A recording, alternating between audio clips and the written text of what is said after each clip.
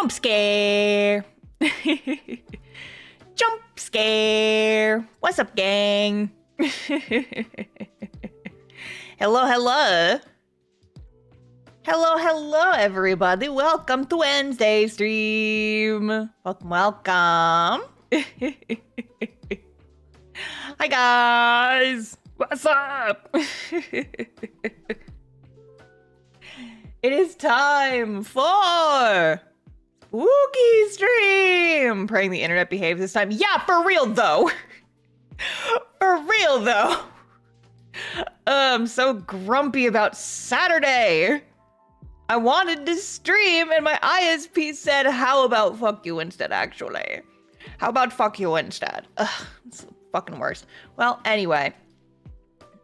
Nothing major happening in internet land so far here. So I think for right this second, we are good. How about that fiber? God, I need you to just call them, but I just, Then I'm also making a phone call, and I don't want to. And what if they end up sucking more than Spectrum? I just, I don't know. I don't know. Son of a bitch, as soon as I say something, we drop a couple frames. Don't you fucking dare. I have shit to do today. Anyway. Anyway, today we are working on Halloween draws. I have to do the mail club art for next month. And if you guys are unaware, the theme for next month is that you guys got to design outfits for the characters. I did a little costume contest, and I picked the winners a little while ago, and I finally posted an announcement, which is pinned up at the top of the chat. So you guys can see all the wieners. So for the stickers, which is what we'll be working on today, these were done by Floof, aka Sofa, who submitted these like really cute kind of Lolita fashion-esque outfits for the kiddos. So we have Vector and we have Ariana. I'm probably gonna do Ari's first because she's baby. But yeah, so like lots of frills, lots of like little details. I just thought they were really pretty and fun, and I wanted to draw them. And then for the print, which we will not be getting to this stream, I drew the characters as ghosts/ghost hunters with designs by another artist who I didn't put in the pinned comment because we're not doing that art today. I don't know if I'm going to stream that art. If I do, it will be next Monday, but I might just do it over the weekend because I got to get this stuff done. But yeah, there is a Patreon blog linked in the pinned comment, and that has credits and images for all the winners, including some honorable mentions that are very good. So you guys should go check them out. But yeah, so we're just going to be working on these today and hanging out and forming a prayer circle that my internet service provider doesn't shank me. Because that would be rude. That would be quite rude, actually, and yet they insist upon it. If anyone tried to watch my Saturday stream, you would know this. And you would know about all of that bullshit. Ugh.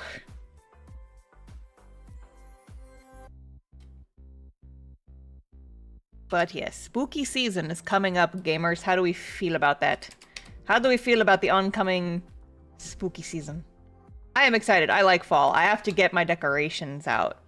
I wanted to back at the beginning of September because we actually had a week of like 70, 80 degree weather when it's usually like up in the 80s and 90s this time of year, and it was so nice. And that was like the first week of September, and then immediately after that week was over, it was like, guess what? It's hot again. And I was like, come on. Don't be doing this to me. I will be busy this Friday or this weekend, but maybe on Sunday I can get my fall decor out. Very excited.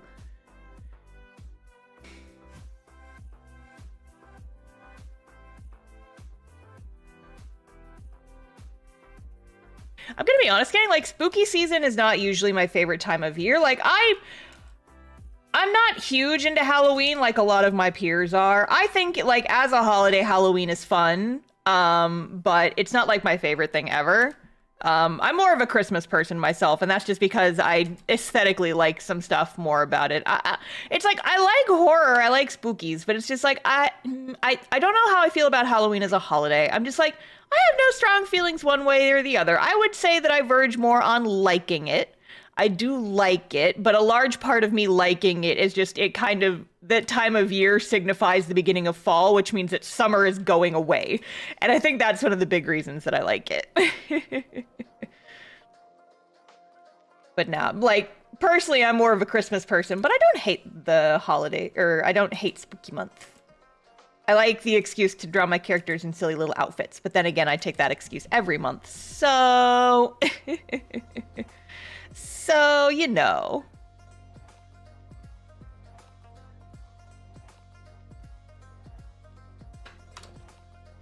But yeah, we're not going to start talking about Christmas today right now. The great Lich Mariah Carey has not unthawed yet. We have to hold her off a little longer. I enjoy Christmas when it is Christmas time, not 4 months before.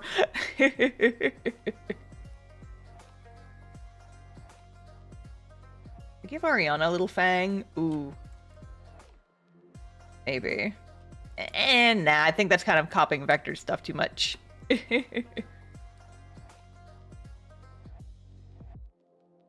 Yeah, I think part of the reason why I'm not huge into Halloween and stuff, and because like I love fall. Fall in Texas lasts like a week.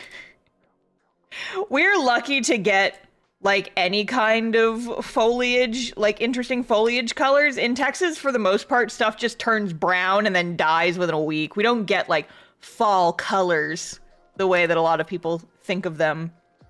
And it's depressing. We don't have fall as a season. We have bleh, and then it's over. Everything just turns brown and dies over the course of a week, and then we just continue living.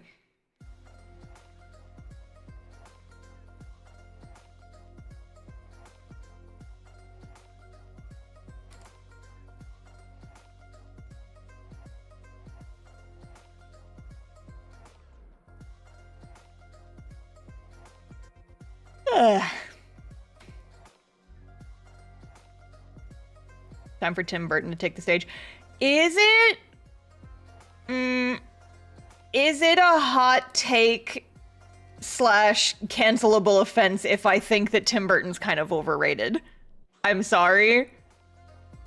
It's just like, have I just performed blasphemy? Are people gonna get mad at me now? I've had these thoughts for a while, and I'm not like super duper vocal about it.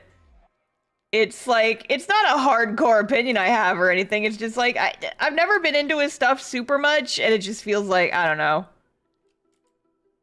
It's like, it's fine if you like his stuff. I just feel like he's so kind of everywhere. It's a little pervasive. It's your opinion. It is. It is. But yeah, I don't know. It's like, he's a good artist, but I don't know if he's like...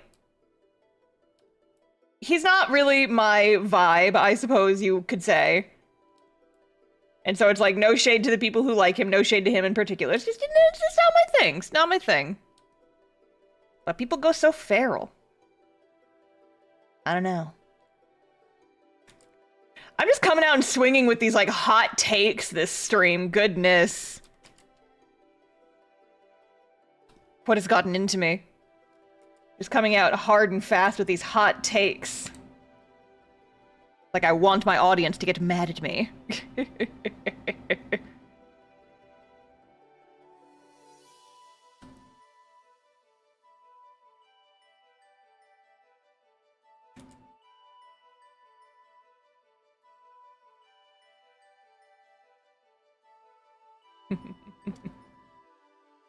It's okay, Star, I won't unfollow you. Yeah, I mean, like... People don't have to follow me. It's totally fine. I did recently, though, discover... So I kind of quiet quit Twitter a while back. Just because I didn't like how being on that website made me feel. And I didn't like that the For You page was kind of always there. And so what I ended up doing was last year, I ended up deleting the Twitter app off my phone and kind of prioritizing Blue Sky more just because they felt so similar. But being on Blue Sky, it was way quieter. It didn't make me like hate everything quite so much. And so I've, been prioritizing Blue Sky a lot more because it has not been quite a detriment to my brain, and I still want somewhere to put my silly rambles. But I did discover over the weekend that there is an extension you can use. It's like a website or something where you can see all of the lists that you've been put on. So if you're not familiar, Blue Sky has like, people can make lists of users on the website and a lot of people use them as like, hey, these are some cool artists that I follow, and you should follow them too. Here's like a list of like other webcomic artists is one that I see around a lot. It's like, hey, if you're new to Blue Sky and you want to follow some people, here's some people to follow. Yay! That's usually what I see it used for. However, I found there's nowhere native on the site for people to see like a whole, like just an aggregate of all the lists they are involved in.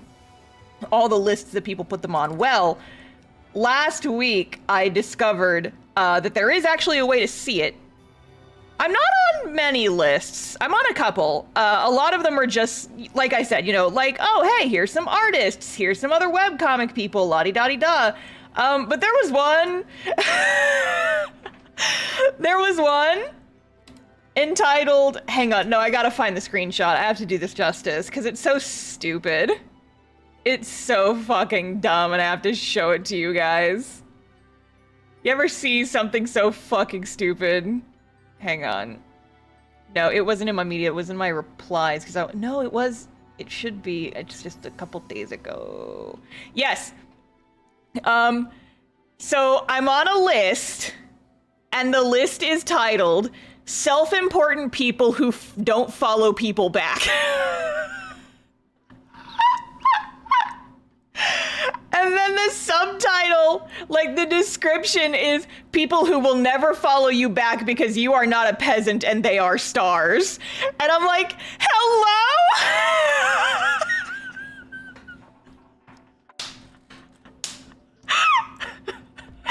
Hello?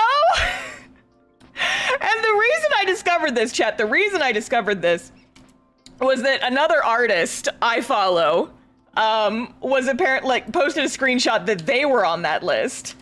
And I was like, oh, I don't really follow people back ever at all, unless they're, like, people that I really know already. I'm curious now. And I was also on the list, and I'm like, hell yeah!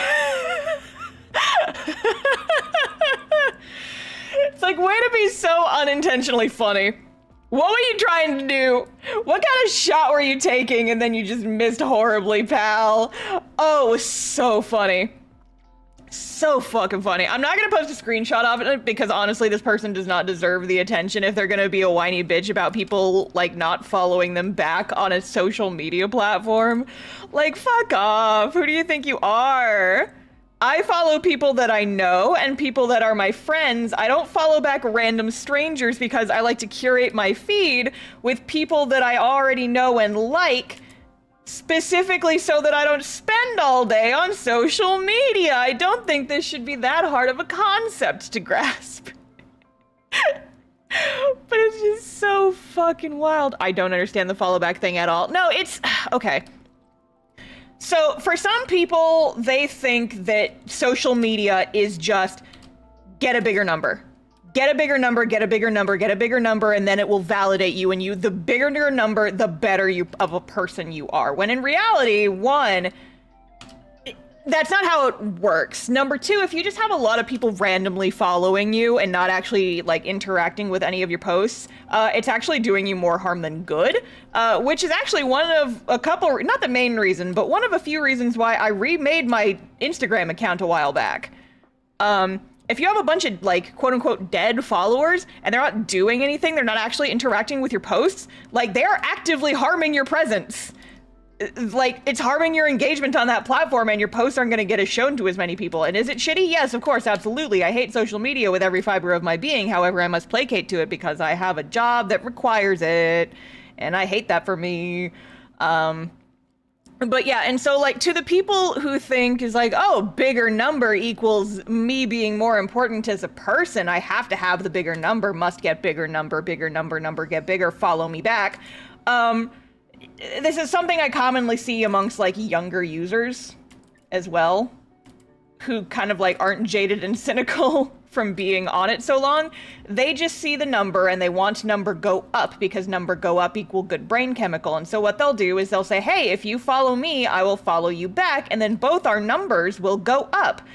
But aside from number go up, there is literally no benefit, and in fact, you are doing nothing but harming your long-term effectiveness on a platform by doing that.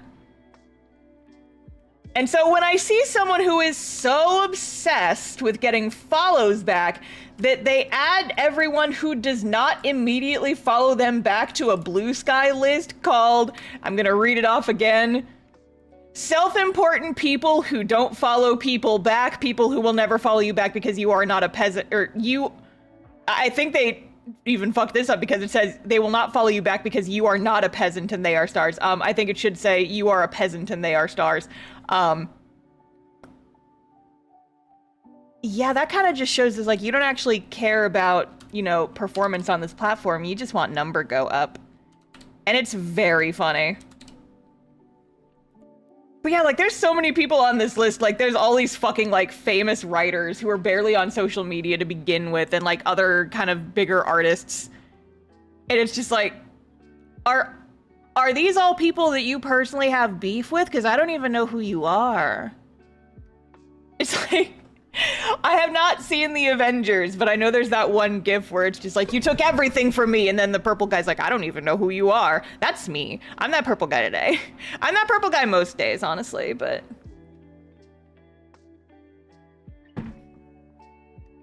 Sounds like they need cookie clicker, not social media. Honestly, yeah. TBH, yeah. But see, the number in social media clicker going up does not contribute actively to your self-worth. And people ascribe a lot of their self-worth to their numbers on social media, and it's kind of sad. I wish everyone a very...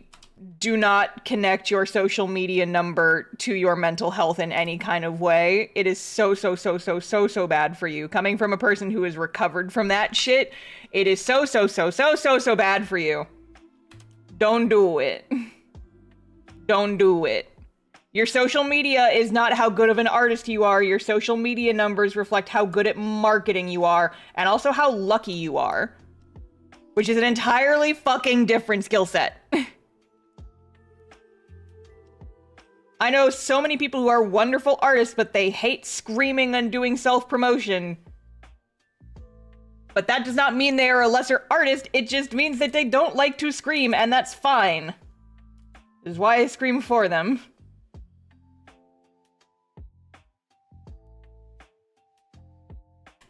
Or at least I try to, anyway. I can't do it all by myself, but you know.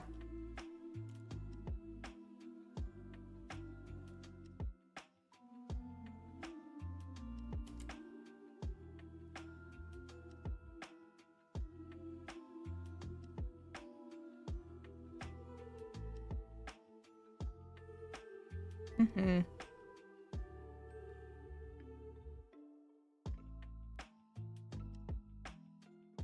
Big number make brain hurty more, especially if you're younger. Yes, absolutely. Because so many young people, like, just ascribe their social media numbers to their mental health and be like, this is how much I am worth as a human. And I'm just like, don't do that. Do not do that. Do not do that. It is a combination. Listen, your numbers on social media are a combination of a lot of things, but that is not one of them and should never be one of them. And I am looking at you in the eyes. I am holding your hand so gently. And I am saying, you are worth more than a number on a fucking screen. Please be kinder to yourself. I love you. Remove yourself from this until you feel like you can handle it. Because, like, honestly, as respectfully and kindly and as genuinely as I can say it, touching grass is so good for you. Like, it's legitimately unhealthy to be, like, obsessed with this kind of stuff. And you don't realize it until you're kind of stepped away from it and you're just kind of realizing it's like, oh, this doesn't matter. This doesn't matter at all, actually. And I'm just like, yes, free yourself from these shackles. It's why I like social media that doesn't show you much about the people that you follow. Like, I remember when people were complaining that likes got removed off Twitter. It's like, you can't see other people's likes. And I was just like, okay, why do you need to see posts that other people liked?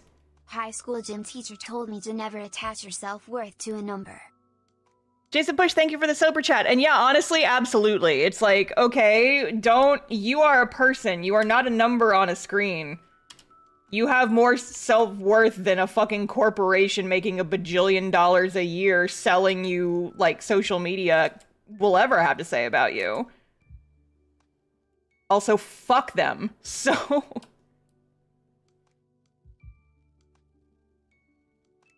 yeah, now Frankie Bot's shilling my social media. Listen, he's just doing his job. He sees someone say the word of a social media website. He reminds people to follow me there. Don't mind Frankie Bot. Don't mind my son. He's just doing his job. But yeah, like, I remember when they got rid of, like, seeing what people liked on Twitter, and I'm like, okay, honestly, I kind of like that. I never liked that people could see the posts that I like. And it's not because I'm liking anything weird. It's just, like, I use my likes on Twitter like bookmarks. Just, like, if I want to hold on to a thing and come back to it later. I use it as I like it. I know that Twitter has a bookmarks feature. I don't want to use it. I want to use my likes, and that should be within my right.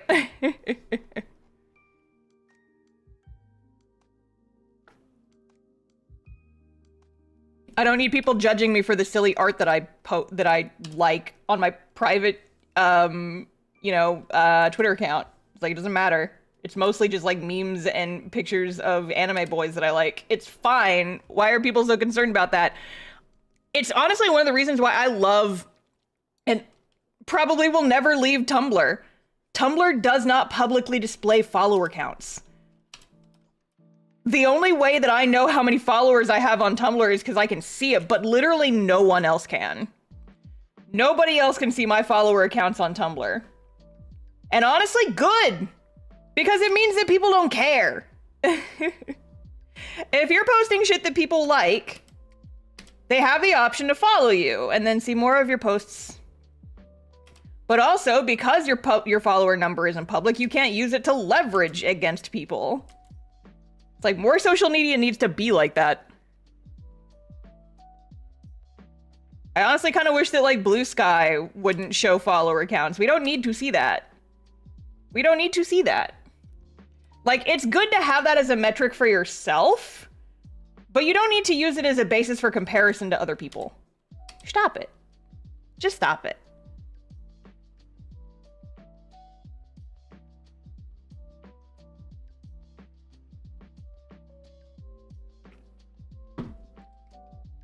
Tumblr seems more tempting now. Honestly, I never left Tumblr. I love Tumblr. Tumblr is delightful. Tumblr, you don't have to censor yourself, like, because there's no algorithm. I mean, okay, they have a For You page, but for the most part, like, the page that you're gonna actually be looking at, your Tumblr dashboard, is not, it's chronological. There's no algorithm, and so you don't have to worry about being censored by the algorithm, because there isn't one. Your posts are in chronological order, based on the people that you follow. And it's like, it's so much easier. And I know that some people aren't used to it, but also it's like, there's no word count limit. You can just like write as much as you want and it's all in the same post. You don't have to censor yourself with shit like unalive. It's like, no, you can just say that somebody died, Jesus. Tumblr is the one website that hasn't gone down the drain yet, minus the transphobia from staff. Yeah, there's like, from what I heard, there's like that one shitty person, but isn't he also like the CEO or something? And people are actively, I don't know. I don't get involved in like Tumblr drama really, but I mean, stop it.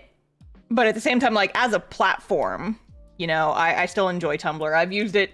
I was in the Tumblr trenches back in the day, and I just never left because they did like the whole porn ban thing, and I don't make porn, so it didn't bother me.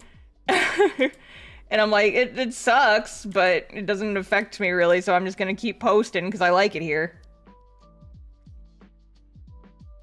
But yeah. People on Twitter think Tumblr is dead, and let's keep it that way. Yeah, I mean, it's like, I don't need Tumblr to become the new Twitter or anything, but it's just, you know, like, it's a nice website. I like to post on it sometimes. It's quieter and easier over there.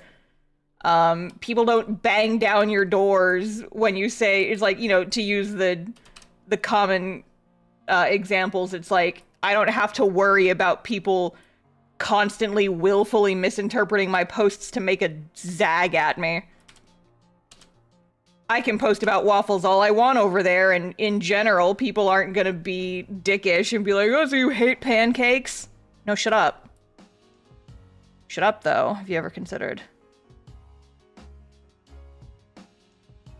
Also, spicy take alert, Tumblr has the best memes. Tumblr is the best aggregate of memes, and I like to see what my friends post there. Yay.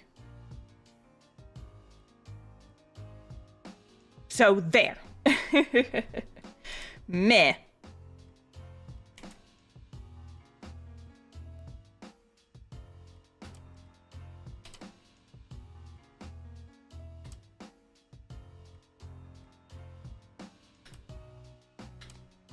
But yeah, folks want to follow me on Tumblr, I'm on Tumblr. I mostly use it as like for posting art, but I will occasionally post just random thoughts on there. My random thoughts are mostly delegated to Blue Sky these days, but I'll occasionally post silliness on Tumblr. My other thing is Tumblr is the only website where talking in the tags is like such a blessed medium. I love looking at people's tags when they reblog my posts so much. No other social media platform has brought me as much joy as Tumblr does in regards to like looking at what people say. Because like the cool thing about Tumblr tags is, you know, you can write stuff about it, and then if people reblog it from you, then your tags go away. And so it's just kind of like a temporary, this is just my personal comments and no one will see it unless they look at this on my page. And so people will use the Tumblr tags to just like talk about posts they reblog. And I love that so much. Do you guys understand how much joy it brings me to see people reblog cast-off updates with their silly little Tumblr tags talking about what's happening in the update? I love it. I've genuinely considered, and I'm probably going to start doing this soon. Whenever I post a cast-off update on Tumblr, I'll like include, hey, here's the funniest tags from the last update in the post, because there's so many fucking good ones. Like I was posting these in Mod Squad the other day, or by Spoiler Squad chat. And there was someone who, on the most recent cast-off update, was yelling about, like, a cinematic parallel that I put in there on purpose, and someone finally pointed it out, and I was like, yes! And they didn't point it out in the comments on my website, they pointed it out in the Tumblr tags, because Tumblr tags are just, like, such an interesting textual medium of just, like, this is where people will put their unfiltered thoughts, and I love that! So here, I'll read these. I didn't screenshot the user, but if this was you, you made me smile so fucking much. Nico using physical hurt to drive his point home is so crazy, actually. I need to explode, like, right now, because he literally caught Sage passed out on the floor over an attempt to heal a wound with magic, which he cannot do. Nico found him facing the consequences of that on that very same day he made his request, I'm so normal. And I'm like, yes, someone realized that! Someone noticed my cinematic parallels! And they talked about it in the Tumblr tags! It makes me so happy. And then I was looking at other ones, and there was one from a couple updates ago that was, God, I love a dumbass who does too much magic and passes out about it. And I'm like, yeah! Yeah! Oh yeah, if you're not caught up on my webcomic, go read my webcomic, because that's spoilers for the most recent page, by the way. Don't worry about it. Don't worry about it. Everything is so fine right now. Everything is so fine in the world of castoff-comic.com. Everything is so fine. Thank you, Sly. But no, I freaking love Tumblr. If anybody wants to follow me on Tumblr, the main blog that I use over there has the same username as my YouTube. It's just TheStarfishface. I am TheStarfishface everywhere. I also have a personal blog floating around, which is a quote-unquote personal blog. In that it's just where I reblog silly memes that are not art. And that's Starfishface, and then my actual art account is TheStarfishface. So you add the, and that's my art account. I also have a blog for Castoff, which is where I repost a lot of fan art and shit. I like to go through the Tumblr tags. Like the search function, kind of. Speaking of Castoff, that shelf is so coming down next page. So here's the thing, you guys. I don't consider this spoilers at this point, honestly, but like, y'all know that bookshelves can be bolted into walls, right? You know that is a thing that can and should be done with bookshelves, right? Like, if you buy a bookshelf from like IKEA or something, they'll usually give you the hardware to screw it into the wall so that it doesn't fall over in case of like an earthquake or someone shoving their best friend into it over a comment he made about his fiance. But I mean, you know, just saying. Not in a renter's apartment? Absolutely in a renter's apartment. I bolted my shelves to everything everywhere. You can you can get spackle and just fill holes afterwards. They're gonna repaint after you move out anyway. They're going to. IKEA doesn't exist in Castoff? Maybe not. But like shelf bolts do.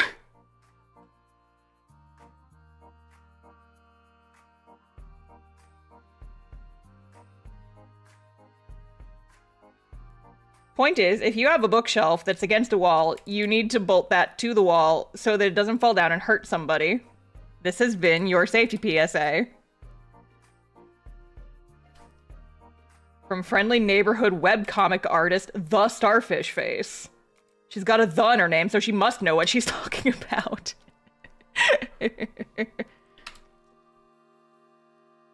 I often know what I'm talking about, but not always. Sometimes I just say shit. How can you tell the difference? No one knows. There's a carpenter named IKEA who bolts people's shelves to the walls in Alvarez. Canon! He's like, hey there, I've got this magic spell. It's called a drill. And I'll come to your house and make sure that your bookshelves are safely attached to your walls. And his name is IKEA. He does not charge very much for his services. He just wants the people of this country to be safe. Oh boy.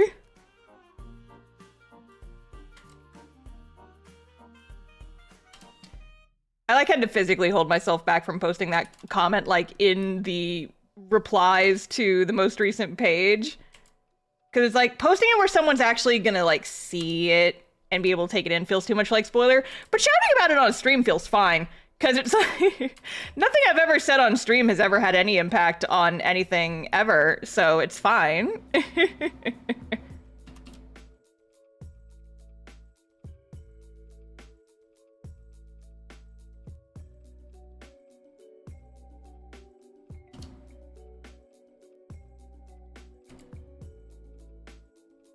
Surely this will not come back to bite me in the ass. Hey!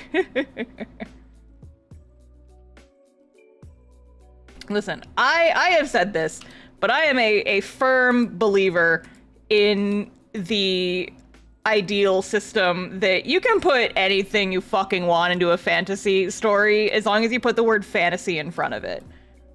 Who's to stop you from having a fantasy IKEA in your silly little webcomic? The internet? No, fuck them. My numbers on internet are so big they can't even touch me. Ugh, flips my hair. See, I brought it back to the conversation we had at the start of stream. Don't actually take me seriously when I say that. The only reason I care about social media number is because bigger number equal more potential customers for my online store, more potential readers for my webcomic, etc., you know?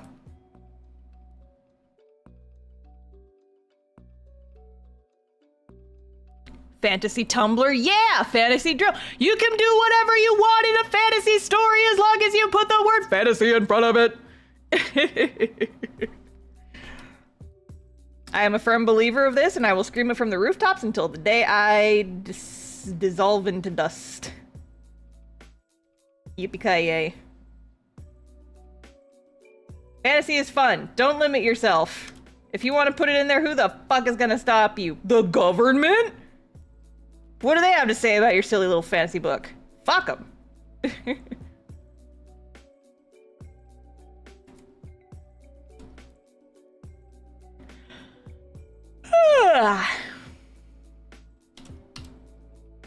That phrase implies you'd still do it if I died. Yeah.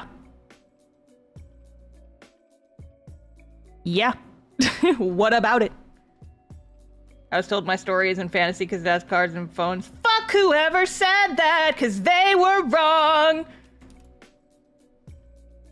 Look at me in the eyes, chat. Look at me in my anime eyes. You can do whatever the fuck you want. You want to put silly stuff in your fantasy novel? You can do it. You want to have fantasy IKEA in your fantasy webcomic? Who the fuck's gonna stop you? It's fantasy. That means it's not real. We're all playing make-believe on this hell of an earth. And if anybody's got a problem with that, you just tell them that they're not cool, and then you put on your sunglasses and you moonwalk away from them. while staring at them ominously. That's how we do.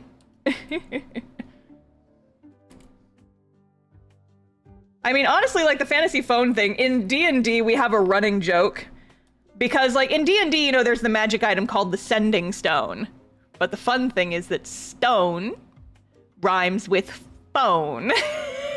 And so what we do in my D&D campaigns is we'll be like, hang on, I have to take a stone call. I have to go make a stone call real quick. Hey, can you, she can't come to the stone right now.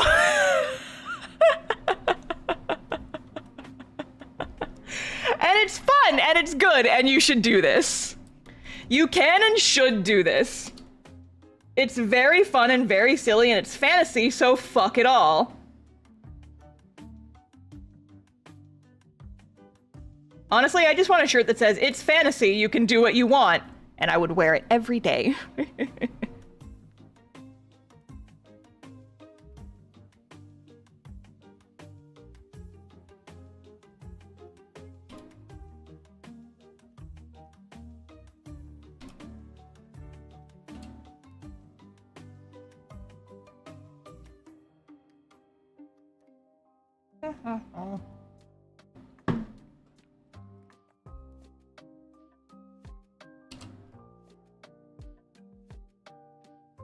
Coming out hot and swinging with all these hot takes today.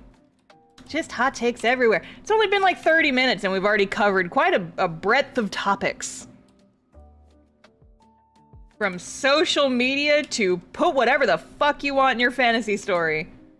We do it all here at the Star Stream Emporium. We do it all. Oh man, I was just reminded of this, apropos of absolutely nothing.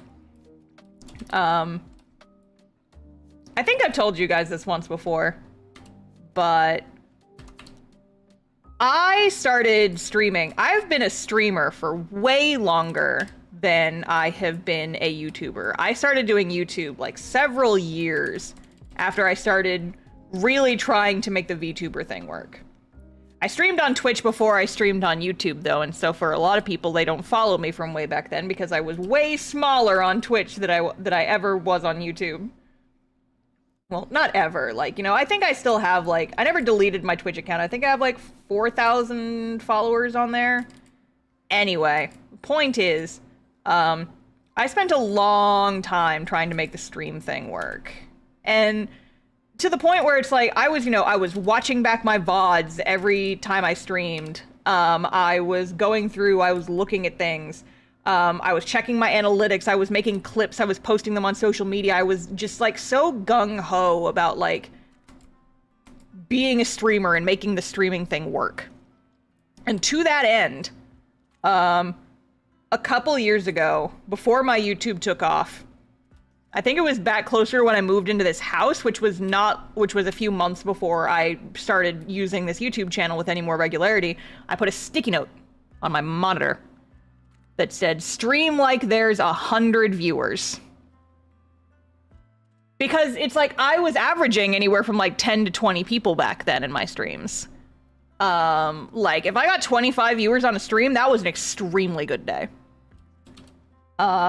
But you know, you always want your stream to be entertaining no matter how many viewers you have. And so I put that sticky note up there to remind myself when I'm streaming to stream like you have 100 people watching you. And I never took that sticky note down. And now it's like, we are regularly streaming to like 200 average viewers.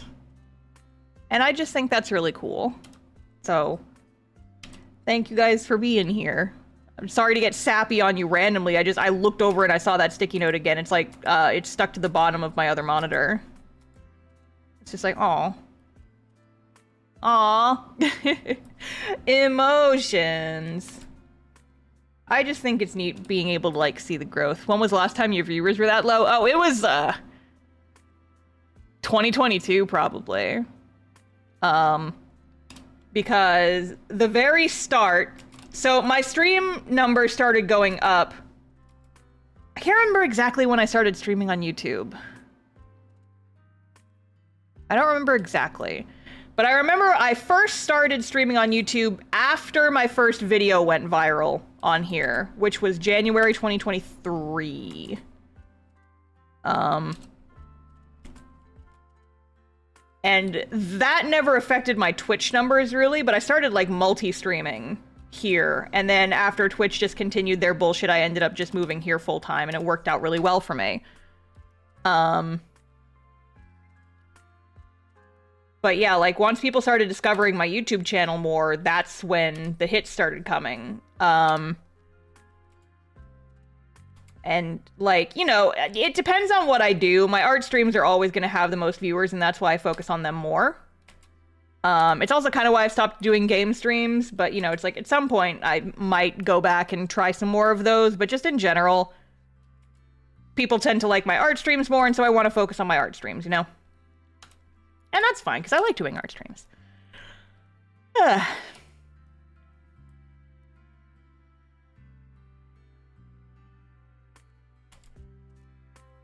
But yeah, I look back and I think, once again, that if I had known how beneficial YouTube was going to be for my art career, I would have started one 5 years ago. And also that it's cool and nice that people like the stuff I make and like me enough to come hang out. And even though, like, Twitch wasn't ultimately the platform that made that happen, like, it's still where I got my start, but I'm glad that I have YouTube now, and I'm glad that folks are here, and I'm glad you guys like the stream. And I don't know, I just think it's cool. I just think that's neat. So thank you guys for being here, you know?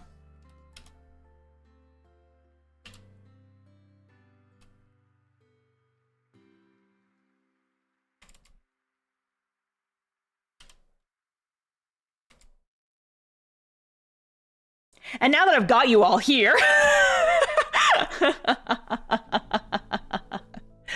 oh man, it's time to weaponize my viewers. Yeah, no, I don't know.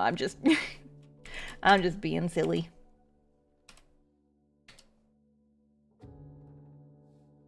The plug, it's time. No. I suppose it's like, there's I feel like I should make some kind of like Starscream's database of just like things that Star likes that need more love. And it can include like friend projects, like other webcomics I like, and I can just like scream about it in every stream. Put it all together. Y'all heard about like, Jay, you're invoking Larry in my streams. You're doing this again. Okay, well, so here's the thing about Larry, guys. Oh, man. Fucking Larry. I drew so much Larry this weekend. I fucking love Larry. Shut up, Jay. Shut up. Man. Guys, we had D&D this weekend, and so much shit happened that I want to draw so bad, but I'm kind of saving it because I have a con this weekend and I need something to draw at my table. And also I've been busy because I've had to do, you know, like mail club stuff and other art stuff, and I've been distracted this weekend, but I'm just like, oh,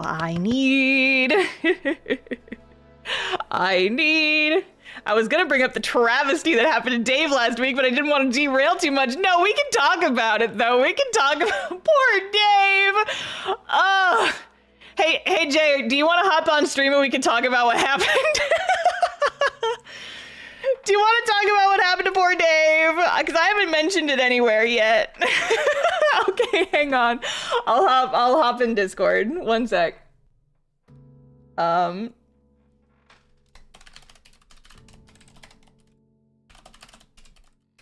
Here, voice chat's open whenever you want to hop in, bud.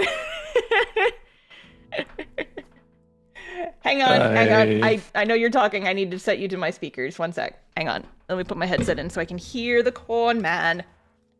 Of course. Okay, say words. Words.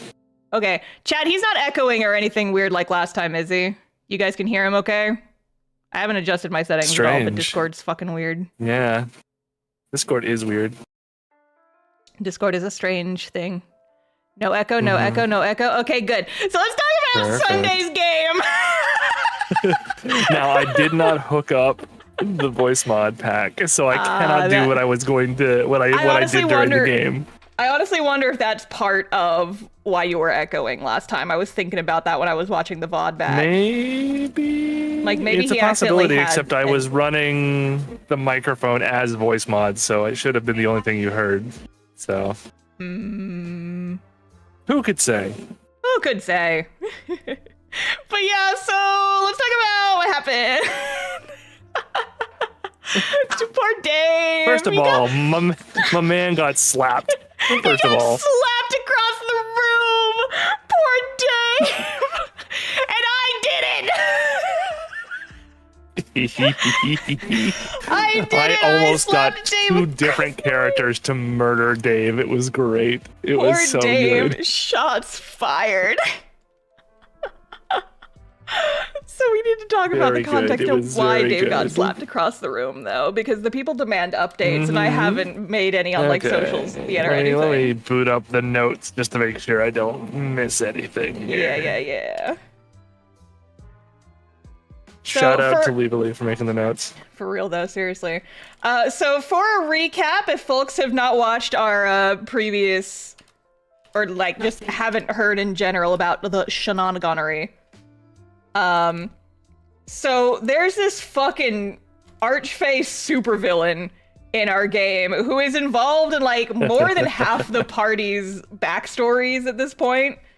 And like, you know, 2 members of the party have amnesia, and it's just, well, at least 2, and several others.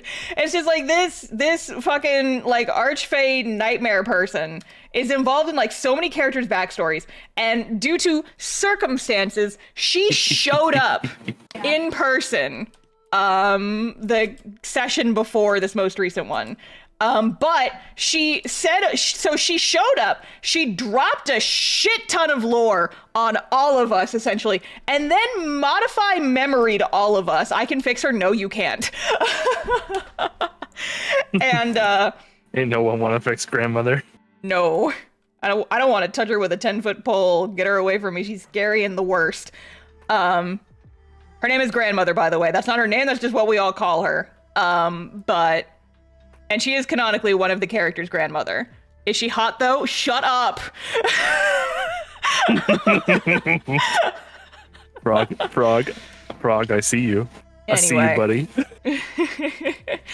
Anyway, so she drops all this lore and then uses modify memory on us so that none of us would remember that she was there. However, there is our pet skeleton, our little pet skull. His name is Dave. He is a vampire. He is also currently a sentient skull who lives in a birdcage on my character Lapis's hip.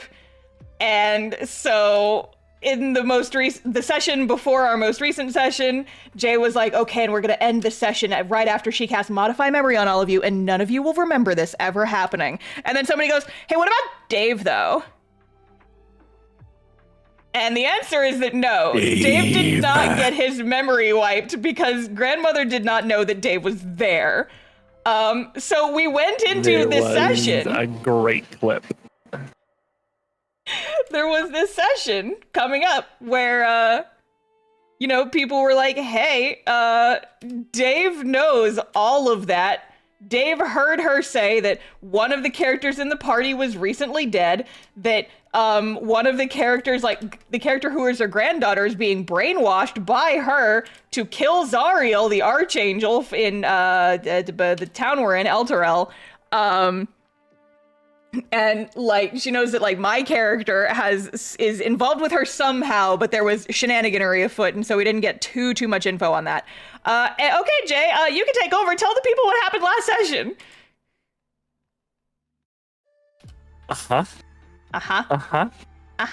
So, as usual, there was a little bit of talking around and back and forth, and Dave kept hinting that he knew something, and then Lapis was just like, okay, and moved on. because he was being coy, and she knew he was being coy, and she didn't But want she to deal didn't with know any of his why bullshit. he was being coy. Because he's just like that sometimes. Exactly. They just be like that. So aside from Dave being a little drama queen, nothing really untoward happened. The party gets into town. They take care of what's happening to the refugees from Hardbuckler.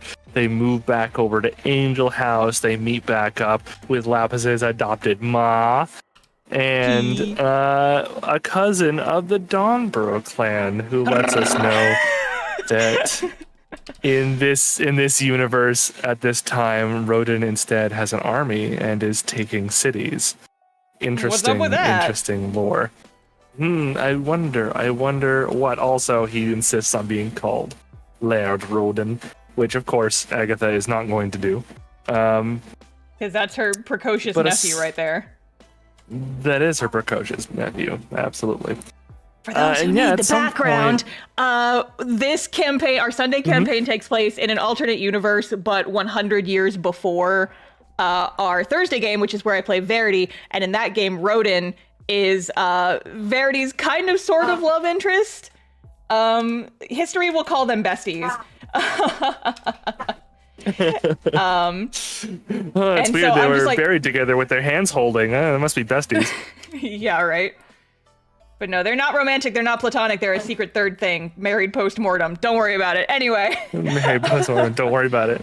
So I literally chomp at the bit for any amount of Rodin lore in this campaign because it's like, this was during his primo emo phase. I need to know what he's up to. What? They're literally unmarried.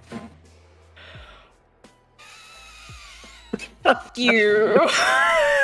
There's a word for that. It's called divorced. You dumb son of a bitch. Okay, we're done talking. As much as I hate this, we're done talking about Rodin. As much as I would love to talk about Rodin forever, we have to talk about what happened to Dave. That's the reason.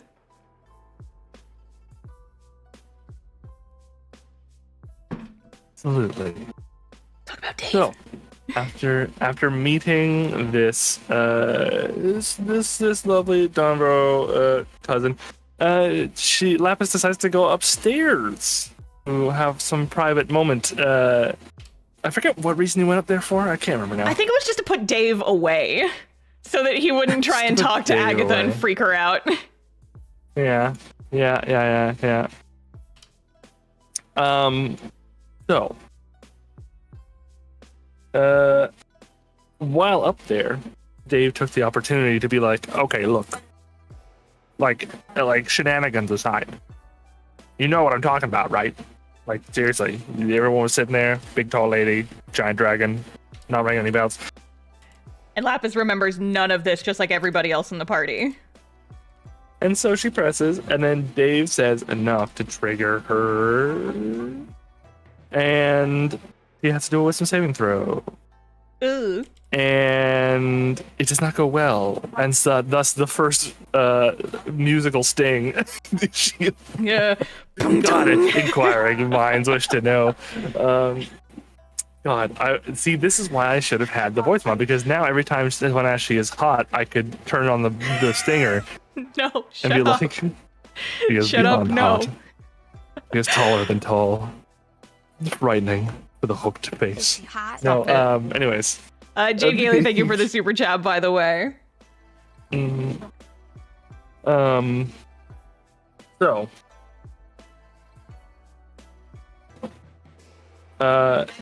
Suddenly, there is a different person operating the Lapis mech. And the first thing she does is go, oh my god, what am I doing here? And then Dave goes, what the shit? And then she goes, what the fuck are you? And smacks him across the room, chat.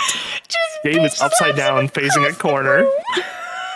He can't see what's going on. He can't do anything. And Dave stays there for a while. It's not that long. It's like 10 minutes. Because not Lapis is not active for very long, only a couple minutes. That's right. not Lapis, opens up a dead drop that nobody else knew about inside of Lapis's room, picks up like a survival kit, essentially, figures out where the actual good dead drop is, writes it on her arm, jumps out the window, finds her way through the streets of El Turel, digs up a fake grave that has stuff in it, to contact her associates, and she does, to which, of course, the associates are very surprised. This person should not be calling. Should not really have any way to contact them at all anyway. It's very odd. Yes. And then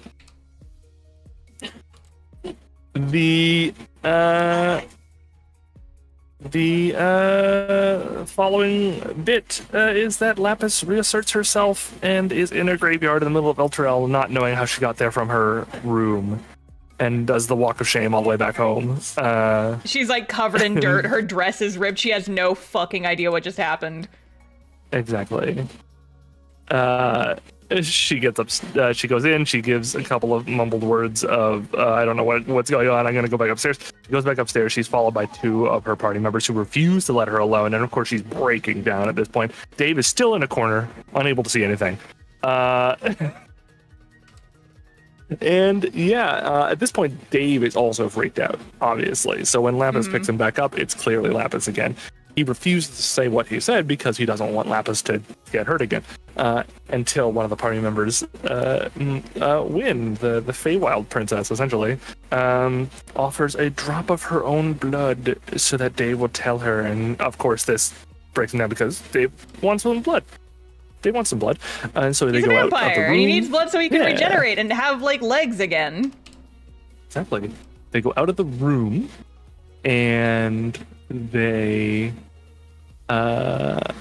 get Dave tells what happens. It triggers Wynn, the Feywild princess, who immediately activates a secret programming object in her hand that she is supposed to be using that's hidden in her pocket. She pulls it out, she uses it, she wipes the memory of everyone there except for Dave, who is once again rolls his save particularly well and still remembers everything. And it's just this constant poor Dave! He doesn't know what the fuck is going on! Dave is so freaked out. He doesn't know what's going on. They all decide to go to bed. They have a dinner first, but I kind of gloss over it because there are other things going on, and we really need to get to them before the end of the session. So they go to sleep. I have Dagger, Leely's character, wake up. Dagger is our other amnesia person. Yeah. For the record. And we already are well aware that this person is an agent or was an agent. We, the players, know. The characters don't. Yes, the characters do not know. So Dagger doesn't sleep Dagger normal? sleeper agent killed somebody in the first session. Yeah, it was great. It was wonderful.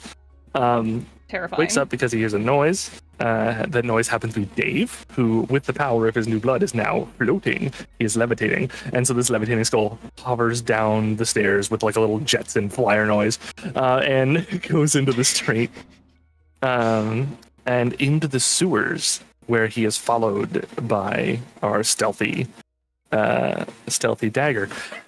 Because the party had heard from the rumor behind that there was lots of bodies recently found somewhere in the area, and Dave could sense bodies somewhere nearby, and he believed they were in the sewers. So he went down into the sewers and he started looking for them. He kept scanning for them. He needs to find the bodies. This might lead to the mystery of what is happening in this freaking town with his freaking people. And he goes, he will not lose his minion, he says, and he rushes forward, and Dagger follows stealthily behind until they get to the site, and lo and behold, it is the site where Dagger's last mission took place.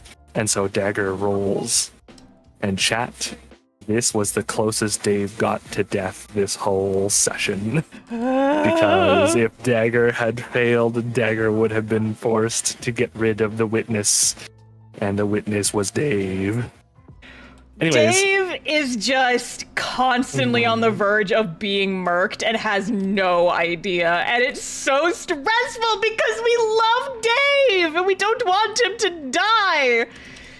And I was telling Jay, like, we were just DMing back and forth about it. And I'm just like, oh no, Jay, there is a very real possibility that not Lapis very well could be the one who kills Dave if like the exact wrong thing happens. That would be well within, like, the possibilities of things that happen. And I'm just like, no, Dave, though. Chat, how sweet would it be if I got the party to kill their sweet Dave? No! No! No, Beautiful. Dave!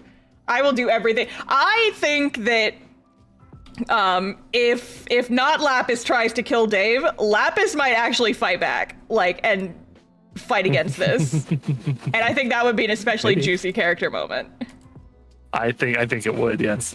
We'll see if that ever happens to that. Yeah. Luckily, anyway, Dagger does indeed keep their... Oh, yeah, Dave. Wow, Jared.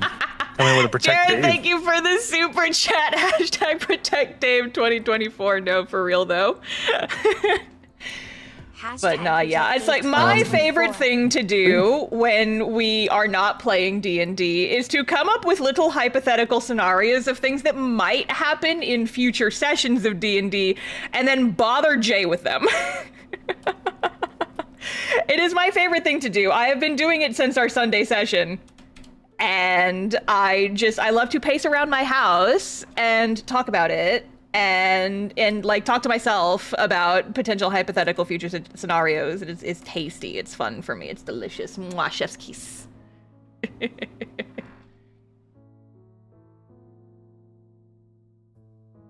Jay, you still there, buddy? But yes, I am here, yes. You got real quiet, yes. and I'm like, did you accidentally mute yourself and then forget? I was listening to you. Oh, okay. No, wow. I am a sleepy Jay today. Oh, I see. Well, I won't keep you too long if you're EP sleepies. I thought it would be more fun if you helped me talk about Dave. Yes, I love Adventures of Dave. I think the only other thing that happened that night was we confirmed that there was a connection with one of the others and grandmother a long time ago. Yeah. But the people don't have context the connections for that are one. endless. Yes. No, really, all that matters is that Dave is safe for the time being. For the time being. And see, the hard part, chat, the worst part, the nightmare that we are living through right now, is we play this campaign bi-weekly, and which means is like we do every other Sunday, and the Sunday after next, which would be our next session, we're gonna have a couple people absent, and so we've decided not to play that week just because there's so much stuff going on. It would be cruel to make somebody miss that, which means that we're not playing again for a month! And I'm so sad. True. Poor Dave. I'm so sad. I need to know what happens. I love to rotate these little guys around in my brain. Oh, we should talk about the Larry cameo in this episode. There was a Larry cameo, I forgot. I can't believe that shit. I made the fake the fake Graves name have Larry on it. Larry Normal Man. Normalman. Or we decided on a fake last name for Larry, like Larry Bergman or something. Bergman or something dumb like that, but it was essentially Larry Norman. It was very funny. Larry Normal Man. Normal person, Larry. Normal human Larry. If you don't know who Larry is, don't worry about it. I'll talk about it more later.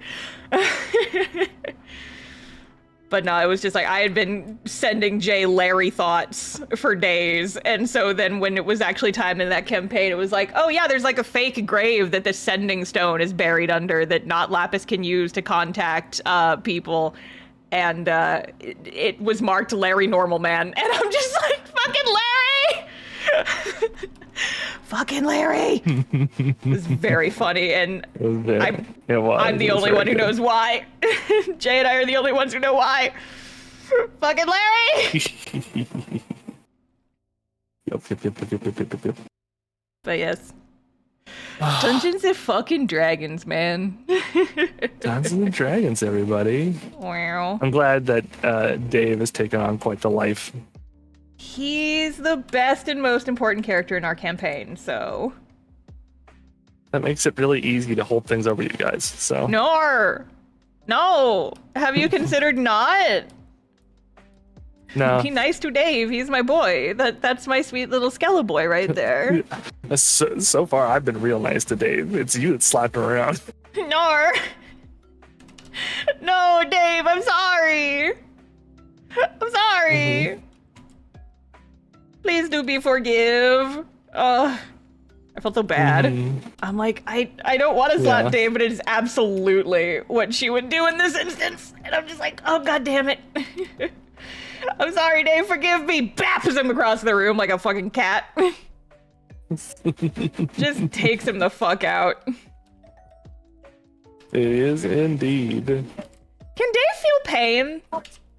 He's a skull. There's no nerve endings in your bones. I mean, he's very dramatic. He's very dramatic. He doesn't need to have a lisp either, and yet sometimes he remembers he should have one. He's just a dramatic bitch. Lapis bats Dave like this soccer ball. No, listen, Jay was hitting me with the Miette shit after the session was over. He's like, oh, you injured Dave. You punched Dave across the room like a football. 1,000 years jail for Lapis. So good. It was very good. Jail for 1,000 years.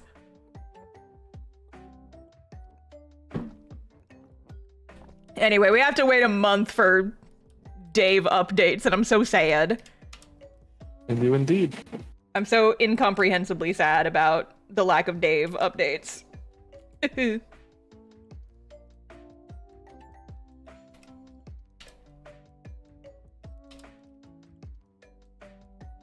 Wait. If only there could be more Dave time. If only.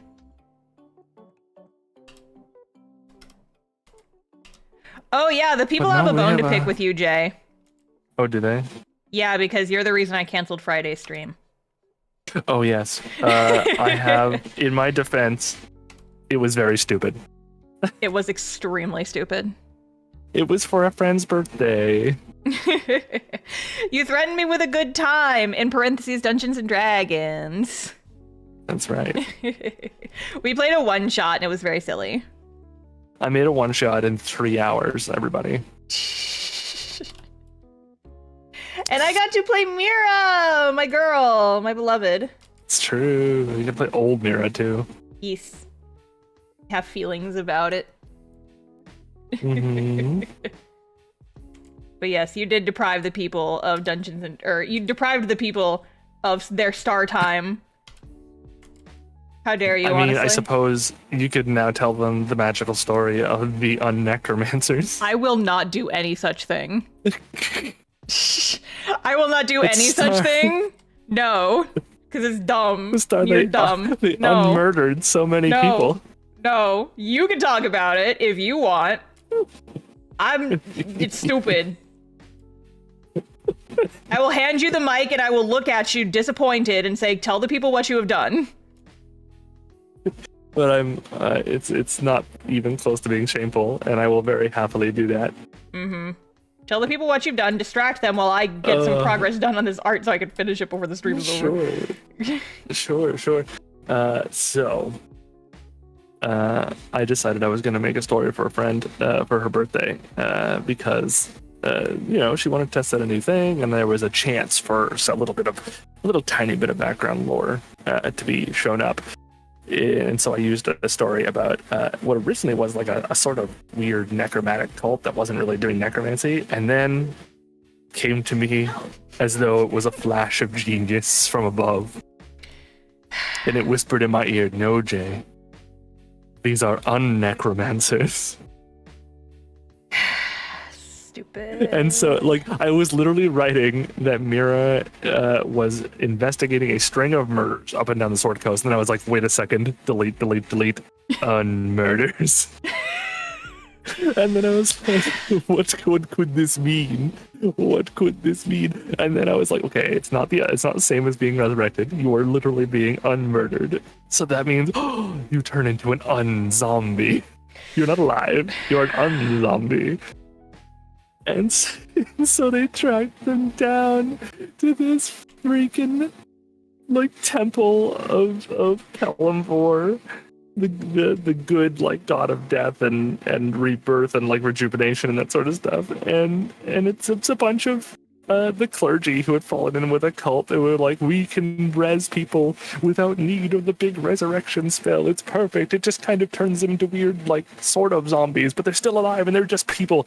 And I thought them, the unzombies, being people, just normal people, except obviously they're not all quite there because they're not supposed to be alive, would give the party a little bit of pause in terms of how they dealt with them. No, they literally started slicing them in half and stuff. So that's what happened. There was a big fight. There was a big fight involved with a bunch of unzombies and a couple of the unnecromancers, and they kept unmurdering and re-unmurdering and re-unmurdering. The party would kill some, and I'd have the clergy guys go, "Oh, you re-murdered them," and then they would cast unre-murder.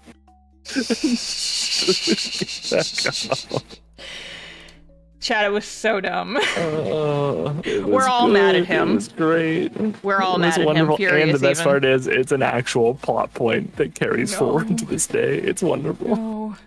He made it fucking canon within the larger universe that there's a cult called the Unnecromancers, and it's stupid.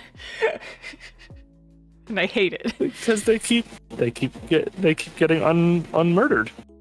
Yeah, they keep coming back.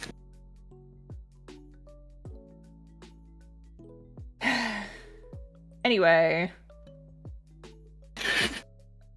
That's a glimpse into the mind of Jay a little bit, when Jay has to work very fast. Mm-hmm. He comes up with stupid shit. I do, it's very stupid. Yes, quite. I just remember I roasted you so hard in the DM conversation, and you just did not respond to it, and I was a little cheesed. It's like, what? Come on, that was a good burn. Because you said something like... Which one was this? Which one? Because there's so fucking many. So many. I was like, because you said something like, listen, I love stupid things. And I was like, yeah, well, self-love is important. Oh, shit. And you just completely breezed past it. And I was like, no! Don't breeze past my witty one-liner! It's very good. I'm a very stupid man, and I love it. Anyway.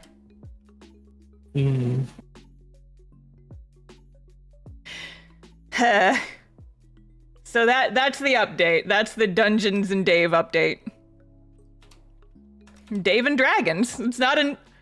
It honestly works, because like that fuck whatever we named it. We actually Dungeons and Daves, because like, well, no, because we haven't really been in many dungeons, but we did. I mean, you literally found Dave in a dungeon. I mean, yeah, I guess, but there's a dragon too, and dragons are cooler than dungeons. Sure, and you have also been in a dungeon with a dragon, so. Yeah, but we didn't fight him in the dungeon. We were just running away. We weren't both simultaneously in the dungeon for very long. Dungeons, Dragons, and Dave. Dungeons, Dragons, and Dave. And Dave. And Peggy. And Peggy. Did Larry get unmurdered? Okay, we gotta talk about Larry, but the thing is that I can't talk about Larry. It's true. Larry is complicated. We don't talk about Larry. No, we can't. It's like, listen, chat, here's the thing. I would talk about Larry. You guys are allowed to know about Larry. Larry's not spoilers for you guys. However, sometimes my friends who are in the D&D campaign, whomst Larry is spoilers for, sometimes they come to these streams, sometimes they watch these streams, and and sometimes they interact with y'all on Discord, and I can't risk y'all spilling the beans about Larry. I can't risk it. So for now, I just talk about Larry Normal Man, a very normal person who is just a fucking little weirdo. Here, if you guys want to see Larry, here's a Larry. Nope, that's the wrong thing. Here, I'll pull up my Larry draws that I did over the weekend, because I did some Larry draws because I like Larry. Here's a Larry for y'all.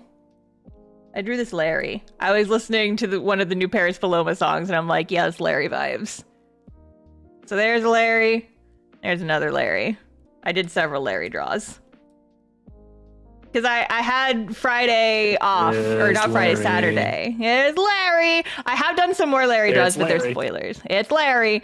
For the record, Larry is not their actual name. It is just a secret placeholder name for their actual name, because I cannot say their actual name because it's spoiler-ronies. But yes. You changed the hair. It's important to note that my little, Larry add-on to the fucking fake grave had nothing to do with Larry. It was just funny.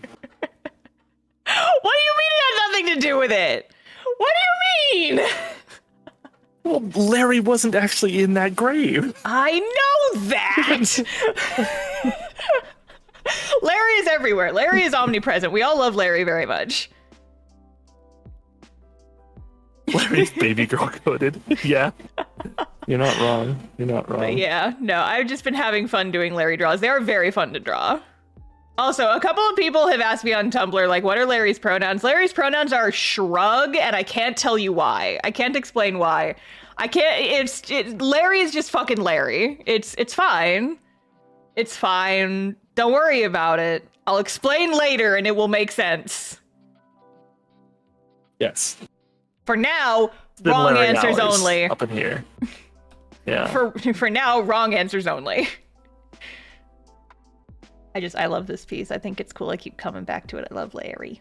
Anyway, yeah. draws. I like your many Daves. Many Daves drawing. Yes, my many favorite. Daves. I need to show you guys my many Daves image. I posted it on the internet, but I opened the tab with the fucking list on Blue Sky that somebody put me on. That's self-important people who won't follow you back, durr. You weren't there for that part of the conversation, though, Jay, I don't think. Look at all my Daves! No, Look at all my Daves. Look at them. Larry identifies as a threat. Honestly, yes. Yeah. Honestly, yeah. That's a good way to put it. Actually, I said wrong answers only, and you guys gave me the most correct option. Larry identifies as a fucking threat to everyone. I love Larry. Marketable Dave plush when. I wanna,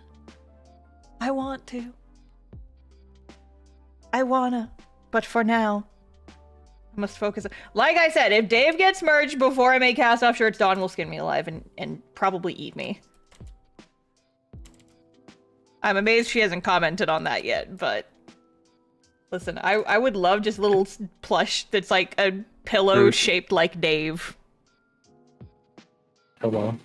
And Jay, here's an interesting one. If Dave had to wear a wig, what hair would he want? Because okay, we've seen what Dave looks like as a Knot Skull, but it was a long time ago, and I forgot. Unfortunately, he has a receding hairline.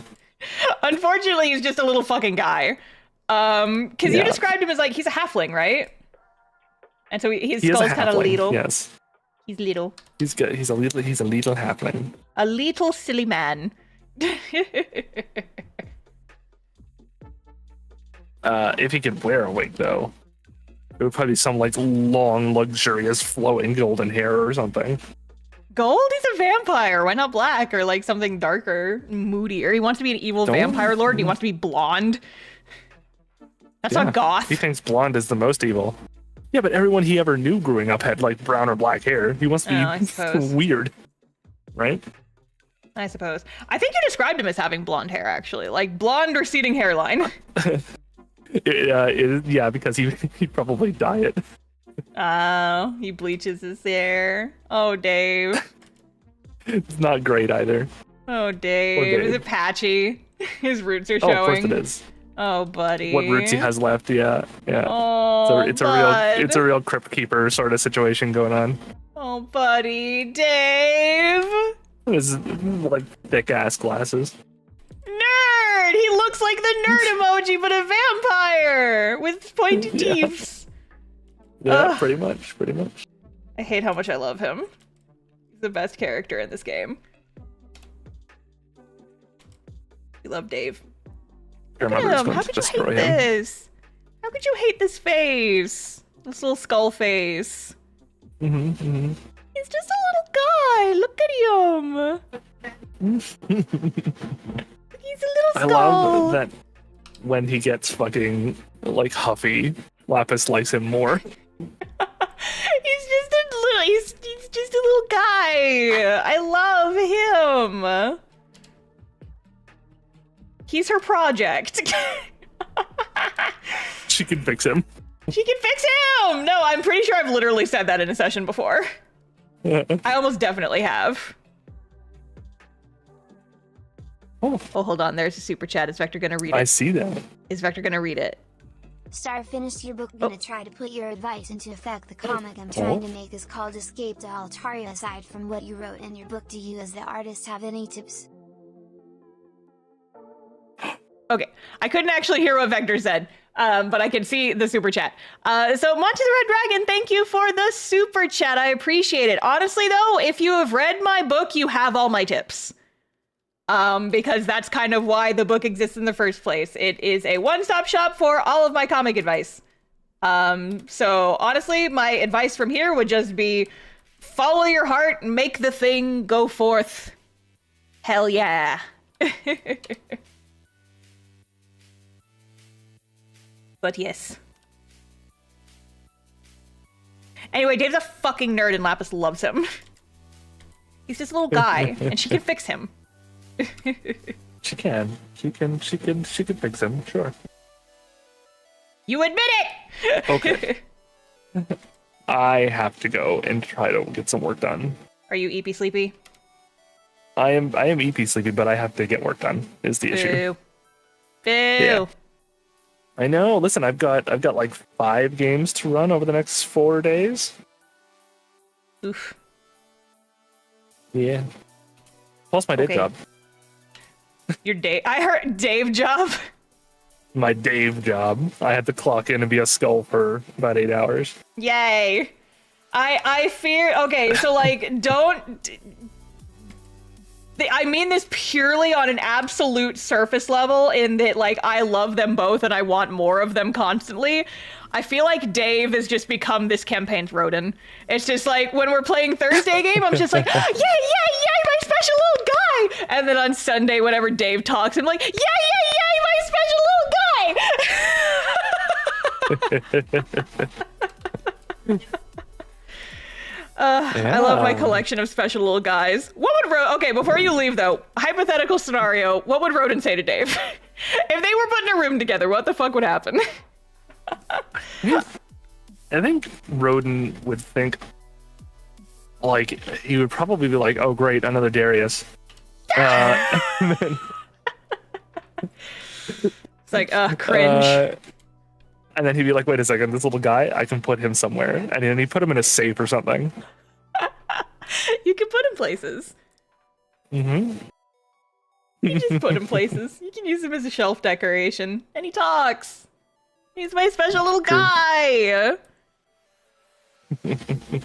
All right, go do your work. Leave now. Off I go. Goodbye, chat. Fare thee well, nerd lord. Have fun Heart with emoji. your have fun with your doing things. I will not. Oh, okay. Bye. Bye. And he's gone. Hey, with that, chat, I'm going to take a real quick bathroom break. Don't go anywhere. I will be right back.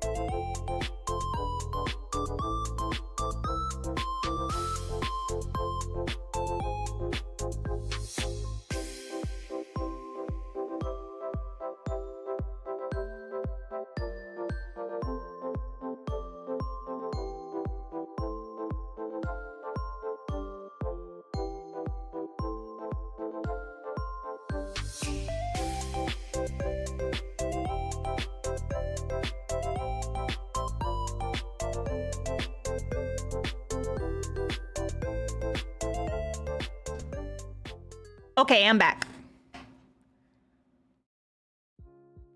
am back. What is up, gamers?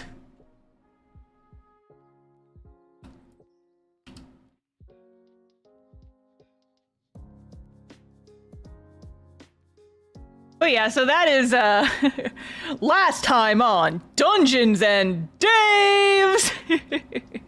I've been meaning to do some draws from the roast racing session. Hey guys, don't spam the chat, please.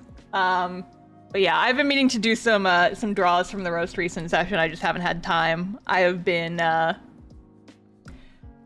busy with other things.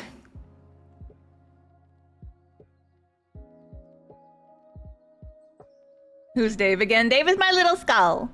He's my little skull buddy. He's a little skull. He's just a little guy, a little pal, a little friend. Oh, I closed my reference. I need to get that back open. Oh,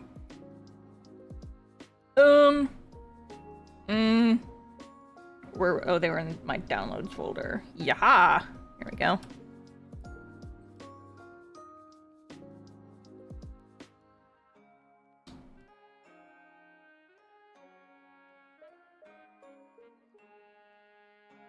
But yeah, you guys, so, oh, here's the thing that I've been meaning to talk about. I don't know if anybody in the chat,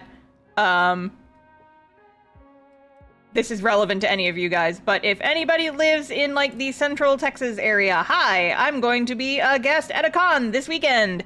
It is a one-day little Saturday con, in Pflugerville, Texas, which is, like, just a little bit north of Austin. And I will have a table there where I will be selling my wares. And I will also be on a panel with a couple of other webcomic artists. That's the word I was looking for. But yeah, I talked about it on my community tab. But if folks are interested, that is the thing that's going to happen. That said, I bring it up, one, to chill, but also two, it's like I've been having to, you know, prep for that con this weekend. And also do all my other stuff that I have to do the last week of the month, just because I'm always busy the last week of the month because of nonsense and shenanigans and tomfoolery. But I know, like, that con's kind of small. I've done this con before, and it's a lot of fun, and they invited me as a guest, so I get in for free, and I just, you know, I chill, and I sell my wares for a couple hours, I'm on a panel, and then I go home, and it's nice. But usually at a con, I try to have something that I can work on, if it gets slow, which it sometimes does at events like this.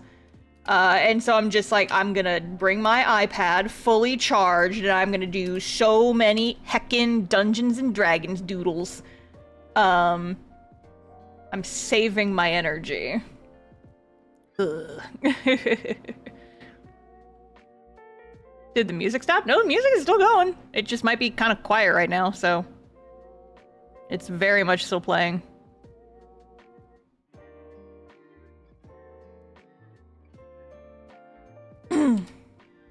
But yeah, I've got a couple of ideas already for things I want to draw. And also, I did just buy, like, some new art supplies. I made another irresponsible jet pens purchase. Jetpens.com. I bought some mechanical pencils with colored pencil leads, and I've been having a shit ton of fun sketching with them. Oh, hold on. Okay, sorry, I got a DM. But yes.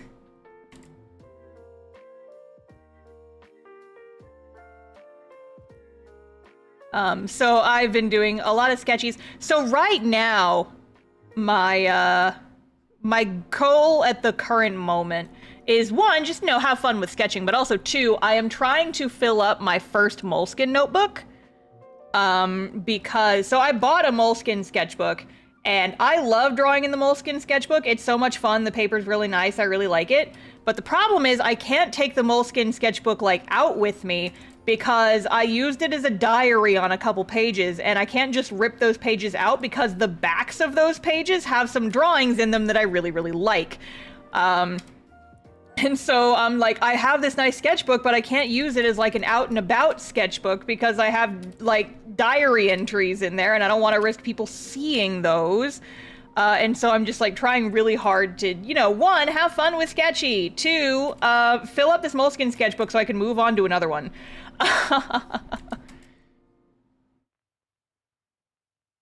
And so I did like all those Dave draws, I did some Mira draws, I did some Larry draws. I've done a bunch of just like sketches and stuff with my new stuff.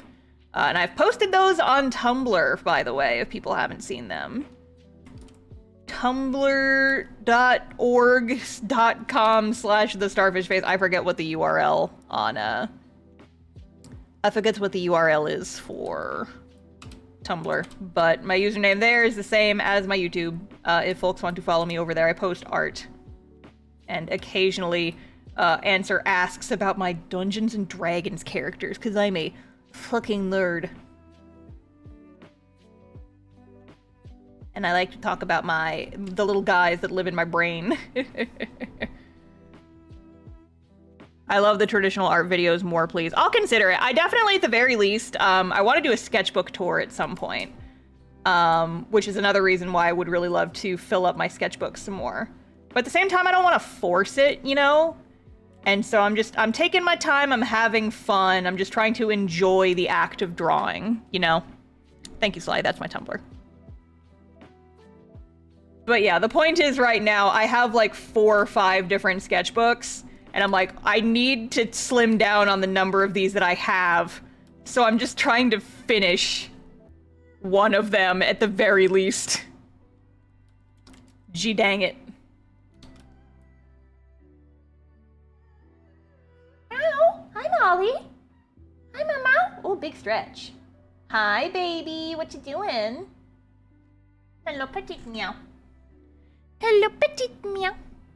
Oh, hey, speaking of me rambling about my D&D characters because I'm obsessed with them, I know some folks were asking if I would ever restock the Verity standees. Well, I did. And they're not on the store yet because they have not arrived yet, but I got word back from my acrylic goods supplier. They make all my standees and my charms and stuff. And they have sent out my latest restock, and they should arrive to me. The tracking number says they should arrive on Friday. And so I'll make an alert on Discord, obviously, but I will also be posting somewhere else. I'm restocking several different things, and so if there's anything on my store that you guys have wanted that's been out of stock, it should no longer be out of stock once my restock package gets in, and that includes the Verity standees.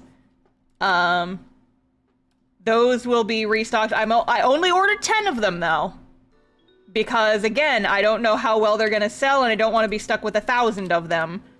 So only 10 Verity standees, and no guarantees of me restocking them after this, as always. So if you really want one, you'll want to jump on it, probably. Vector plushies, no updates on the Vector plushies so far. They said it would take like 3 to 5 weeks for the first sample, so I'm still just waiting on that. But yes, I should hopefully be hearing back from Makeshift sometime next month on how those are going. And I will, of course, keep you guys updated as well.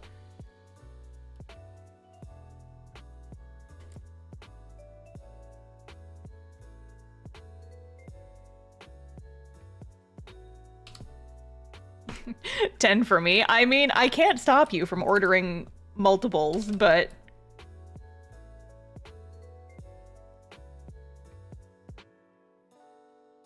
that would flatter me. If somebody liked my little baby girl that much, buy 10 standees of her, have a little army. I just have the one and she lives by my desk. Here, let me do something really quick.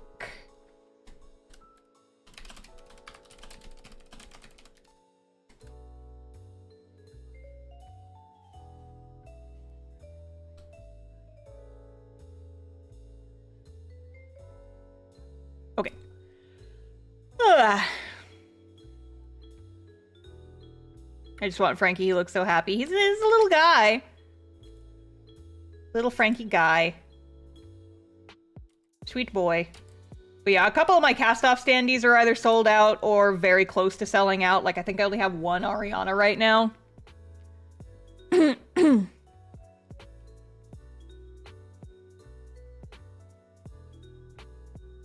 Oh, Spectre, you gonna read that super chat?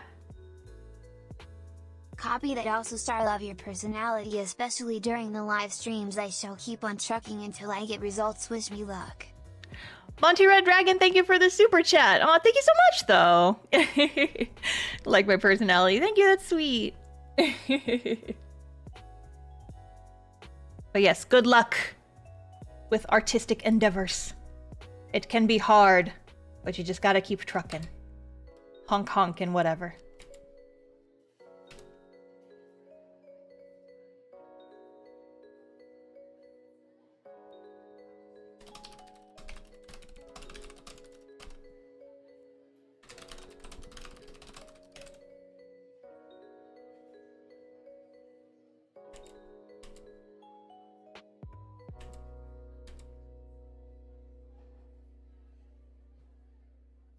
Can we still order Vector plushies? Vector plushies are on... You can't order them right now, but probably sometime around December, once the actual prototypes are made and approved, we will be doing like an actual 3-week funding campaign for the Vector plushie. So you'll be able to order one then. And if you really want a Vector plushie, you will need to order one during that period, because it's going to be like you can order them this one time and then potentially no other times, because there's no, with Makeshift, it's like we make them and then we order exactly as many as we need and we ship them out to those people and then they are not available anymore. So if you really want a Vector plushie, you will want to save your money for when orders open in December, because it's not going to be they're in stock all the time kind of thing, unfortunately.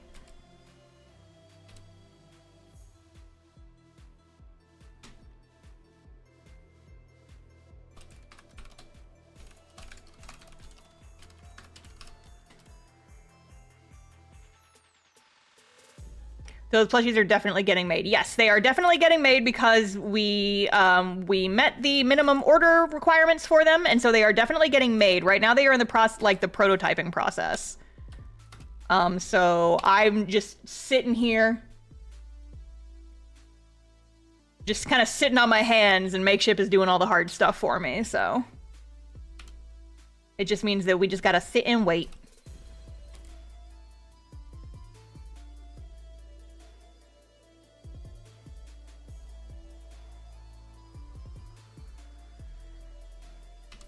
But I like that, though. Like, that's one of the reasons why I did this with why I did the Vector plushies through Makeshift anyway, is because I know I wanted Vector plushies, and I know how badly you guys wanted Vector plushies, but I knew in my heart that if I was solely responsible for getting them done, they would not get done. And so the nice thing is with Makeshift is that they handle all the hard parts for you. They take care of doing, like, they get the prototypes made, they go back and forth with the manufacturer, they do all the customer service, they handle everything on their end. And that is such a boon for me, person who is chronically busy and does not have time for extra commitments. So yeah.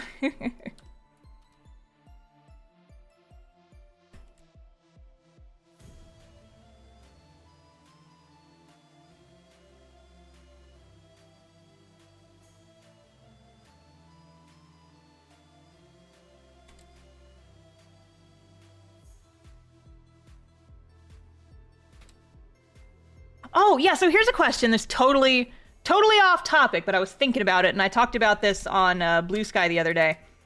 So, my last couple of videos, or at least the ones that I'm working on right now, so I've got the 2 OC videos that are going to be happening for October and November, and then in December I'm doing that, that one video where I talk about, oh gosh, where it's like the randomly generated D&D character video, except I'm doing it with you guys as in the polls. That's going to be my December video. So that's 3 months of me doing videos without using any existing speed paint footage. That's all me using like new artwork specifically for those videos. And so while that's fine and I'm enjoying doing that, the problem, air quotes on problem, it's not actually really a problem, is I record like all the mail club art I do. I record all of the merch art I do. And so right now I've got all this art footage and I haven't been using it in the way that I normally would. And so what I'm thinking is like there is a potential here for me to do some like lower effort videos with those like speed paints. But I don't know what I would do. I was thinking of maybe making like some members only videos where I just kind of like rant and ramble about silly things that no one cares about, and use that footage. I was thinking I could maybe do like, I follow a couple of other art YouTubers who do like shorter videos for like life updates and stuff between their larger videos. So it's like I could do that, but I don't know if people would care. But yeah, so I guess right now I'm just kind of trying to think of ideas. I really enjoyed your media reviews. Thank you. That's not the kind of video I'm talking about, though. I am talking about stuff where I would have to do very minimal editing. I am talking about stuff where I can just turn on a mic and rant, essentially, and then just like sync it up to the video, to the speed paint, and not worry about anything else. Because if it's high effort, then I'm not going to have time to do it on top of all my other stuff. But I've got all this art footage, and I feel like I should be using it for something. And I can use it to make other videos, but I don't know what. Can you do a Harry Potter X cast-off crossover for a mail club print? Absolutely not. Because we do not support J.K. Rowling in this house. I have done Magic Academy stuff in the past, but it is not and shall never be related to Hogwarts or Harry Potter or any of that shit. So...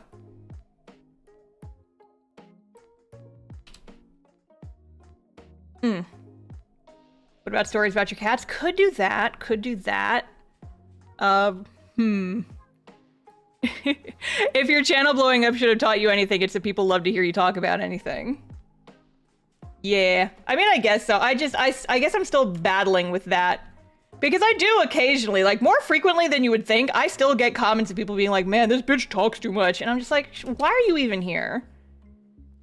And it's like, those videos don't hurt my feelings, but it's like, do people actually like listening to me talk as much as they seem to think they do? I don't know.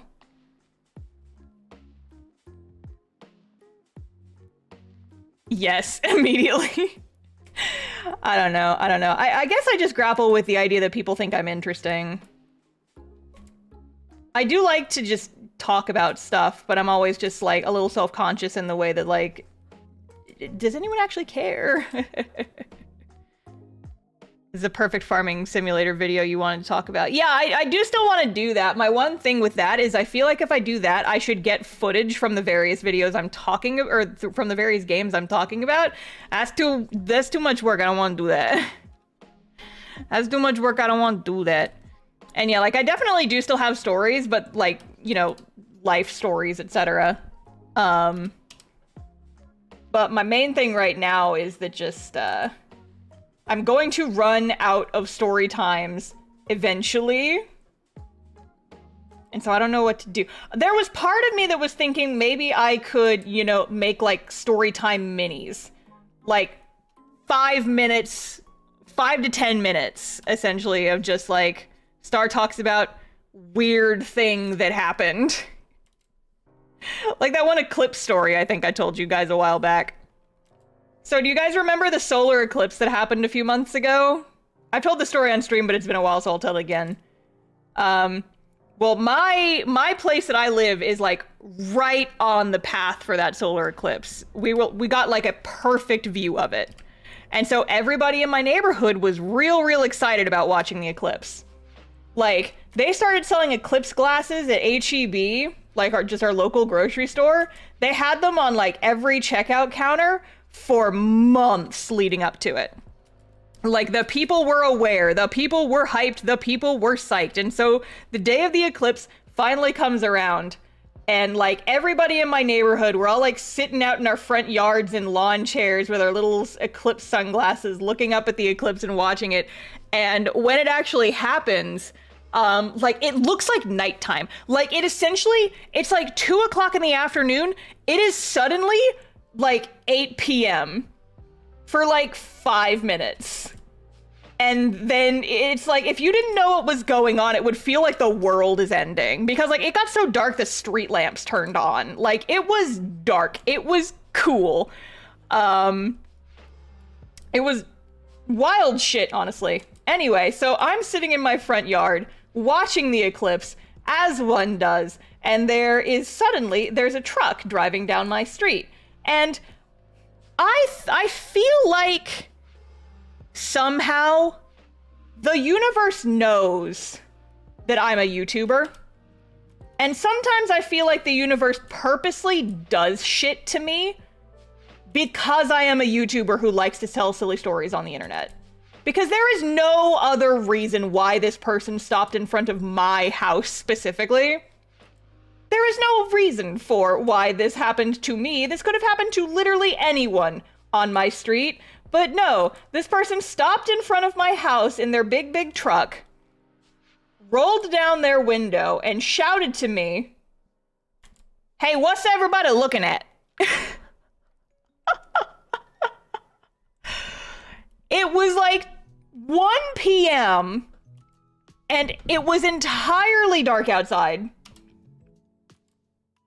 The eclipse was visible in the sky. You could look up and see that the sun is being blacked out by the moon. It is visible with the naked eye.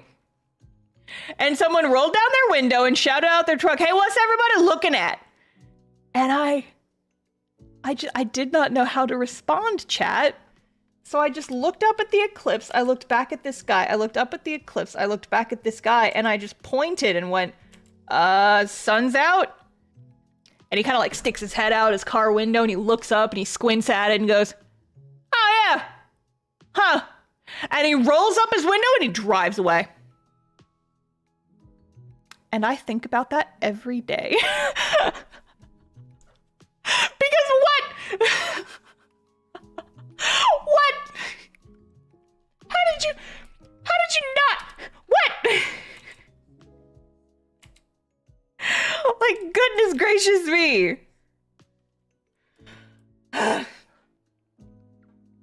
Anyway, so I think just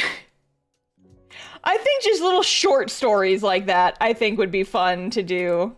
Just like, hey, here's a video of me drawing something for 10 minutes. Let me tell you the story of this time that something really stupid happened to me once.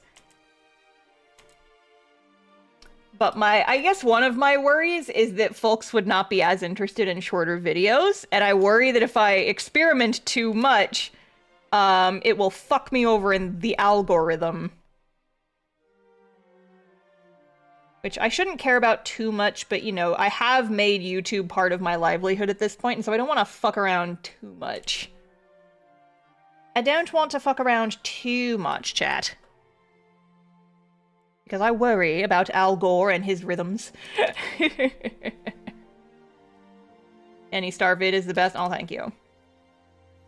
But yeah, I just know that, like, for me personally, I enjoy videos that are, like, anywhere from 15 to 30 minutes long for my watching while just doing other things type stuff.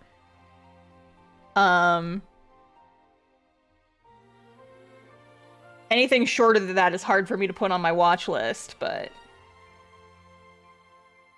yeah, you know, I don't know.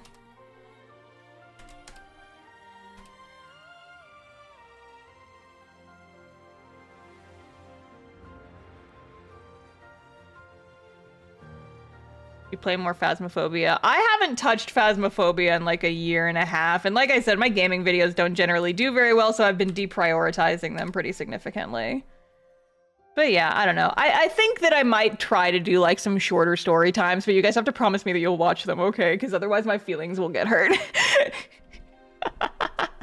This is a joke. You guys, I never want to hold you guys at gunpoint and say you must watch my videos, but I would appreciate it if you did.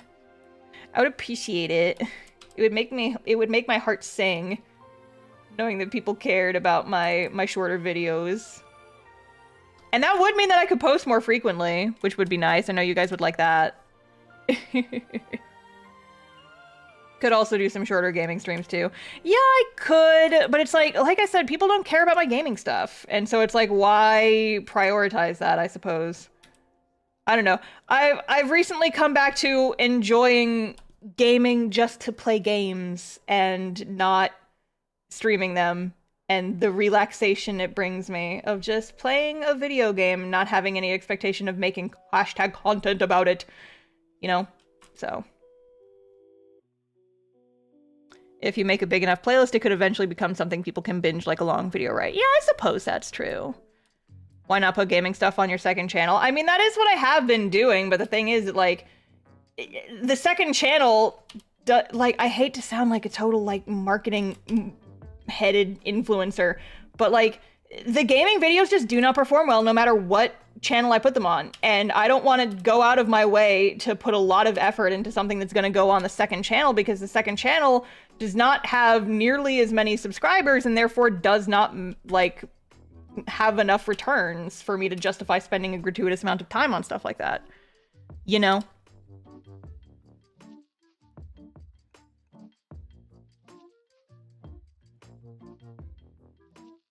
It's just hard. It's hard. Like, yeah, I know my job is so hard, I'm a YouTuber, but it's just, you know, there's like a strategy that kind of goes into it, and these are the kind of things you have to think about. You got to make business decisions if you want to grow and you want to do well. And it's hard.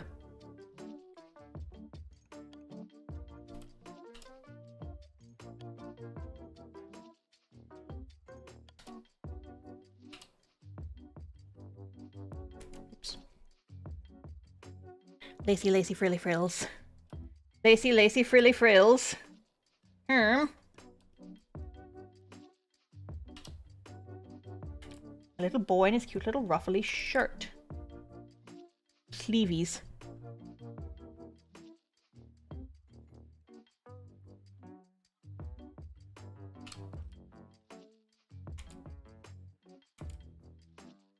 But yeah, I guess my thing is, like, I'd rather be known for my art than my gaming stuff.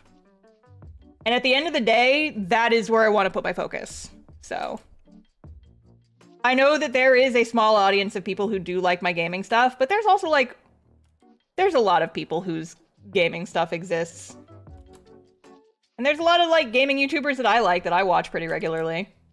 But it's just like, I don't want my focus to be on gaming stuff because I feel like I'm better suited for art. I like doing the art better. And so while I appreciate that folks like my gaming stuff, it's never going to be a priority for me. But thank you.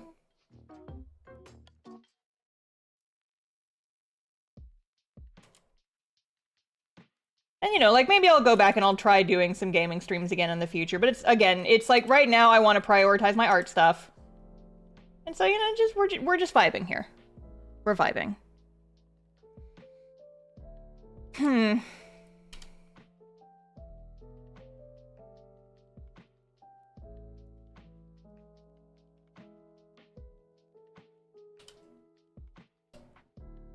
Now, here's the thing, chat. When Fields of Mystria, the full version, comes out, I will probably stream that one, because that game is fucking fun.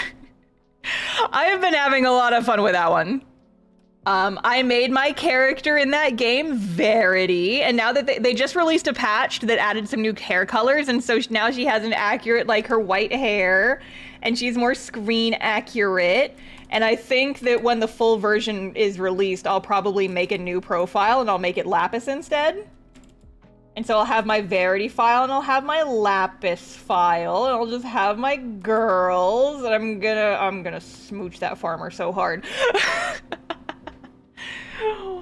We'll know when you come back to do gaming when it's finally time you do that Minecraft stream. I know, I feel so bad. I still have to do the Minecraft stream that I promised literally over a year ago for that charity stream that I did.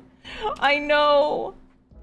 I feel so bad. I keep putting it off because I'm a combination of busy and also forget. And I'm just like, I gotta do that at some point. I gotta do that at some point. I promised it was for a charity live stream reward. I gotta do it. It's been over a year, but I just, I don't know Minecraft and it's intimidating. I know it's just a video game, but still. I know. I gotta do it. And now I feel like there's pressure. There's pressure that I gotta do it. It's like an obligation. I gotta do it because it was for a charity thing and I gotta do it. Ah.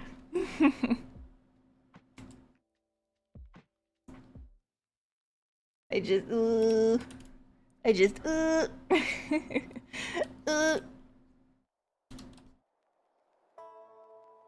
One thing that, I did think might be fun to do, is, I have been watching the Game Grumps Supermarket Simulator playthrough recently, just kind of in the background while I'm working on stuff. And I constantly make jokes on our Idle podcast. There was okay, for background, my friend Sarah and I have an Idle Anime podcast, and if you haven't listened to it, you should, and you should go subscribe to the YouTube channel. I wanted to just drop it in my chat, but my button didn't work.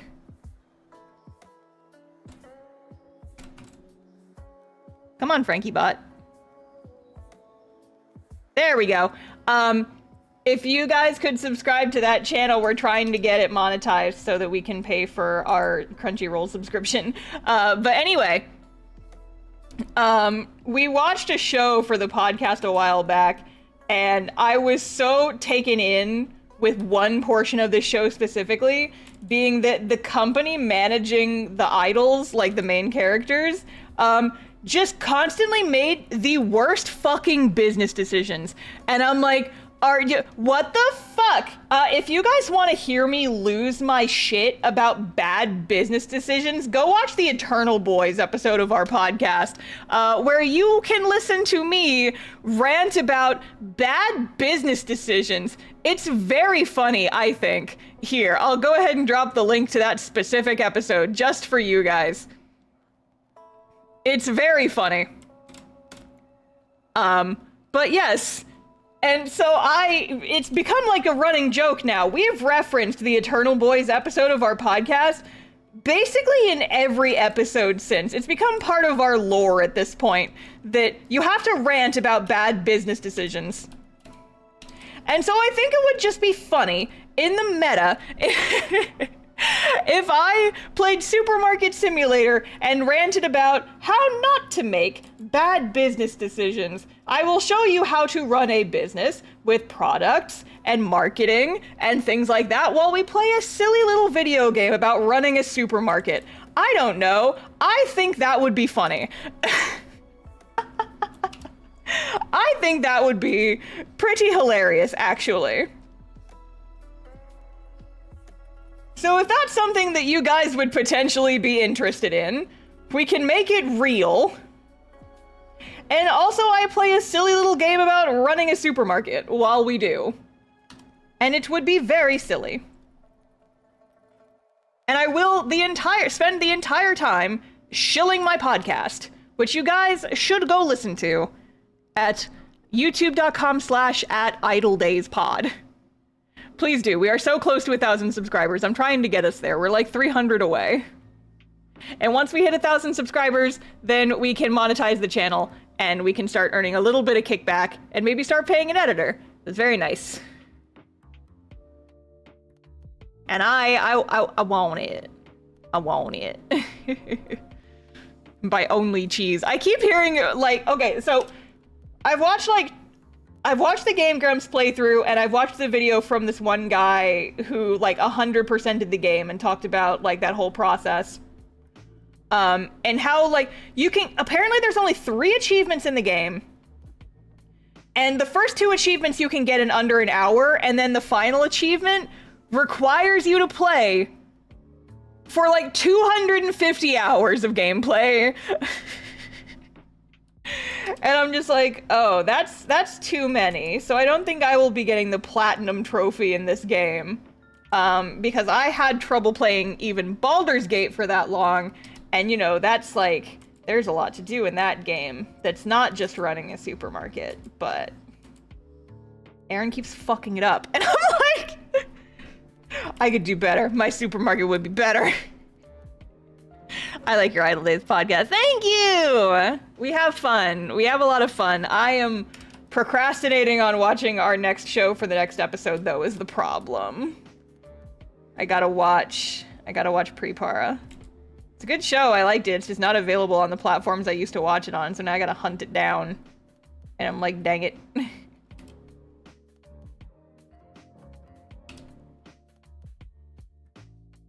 But yeah, I don't know. Silly game, silly concept for a stream. Star teaches you guys about bad business decisions and how to avoid them.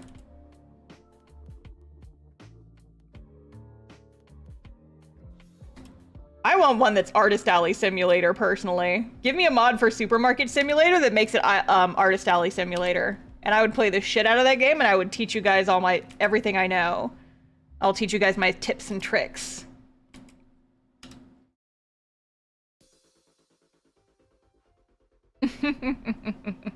Did you already go through Uda no Prince Sama? We have. Uda no Prince Sama is one of our longer running series that we've done multiple episodes on. And the thing with Uda no Prince Sama is I don't enjoy Uda no Prince Sama as much, but my co-host Sarah loves Udapri so much. More specifically, she likes talking about Udapri. And so whenever we do an Udapri episode, it's literally just her telling me whatever fucking weird shit happened in the new season of Udapri. And I'm like, yes, tell me this weird fucking lore.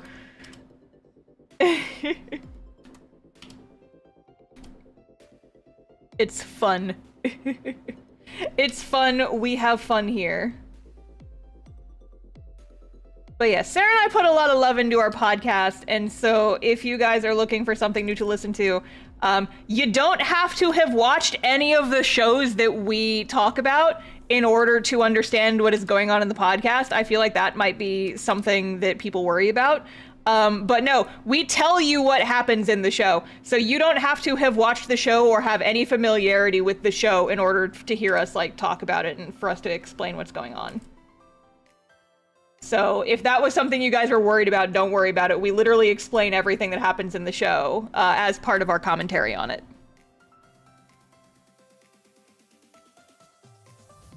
Just looked and there's not an Artist Alley mod for Supermarket Sim. Somebody get on that! I don't know how to mod shit, but somebody should do that. Idle Days is a show reviews of music anime. We do idle anime specifically, but we do occasionally branch out a little bit and do shows with idle-like concepts or themes, but for the most part we focus on just idle anime. Anime where idols are the main focus. We're gonna do that K-On! Episode eventually, and we keep joking that that when we finally watch K-On!, that will be the last episode of our podcast.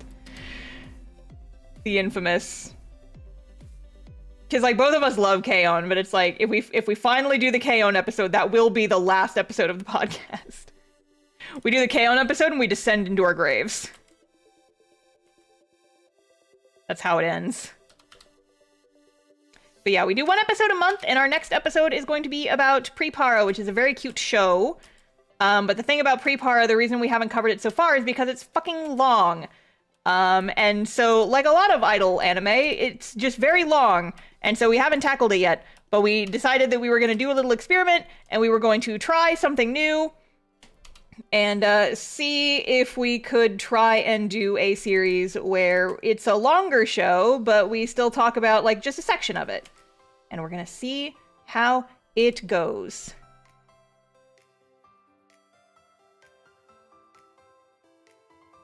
Yippee.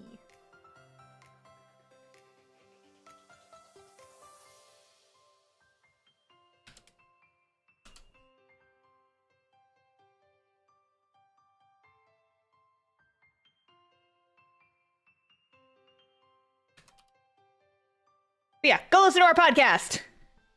Links are in the chat. Go listen to it. So go subscribe. Subscribe to the podcast. I'm using my hypnotism lasers on you. Subscribe to the podcast. Kind of want to draw Verity as an idol. Oh my gosh, I would scream and die and cry. I actually started like coming up with an idol outfit for her because after we did the idol cast-off artwork, I'm just like, oh no, now I want to kind of design Emery and Verity as idols. But I didn't get very far, and then I got busy with other things, so I had to stop. But my baby girls, my baby girls, my baby girls. I love them so much. Okay, so here's the thing. I think I might move this scythe because it's kind of behind his head right now, so you can't really tell it's a scythe. I think I want to move. I want to change some things about this. think I want to move this scythe up a little bit. A little bit. So that we can actually see the blade a little better.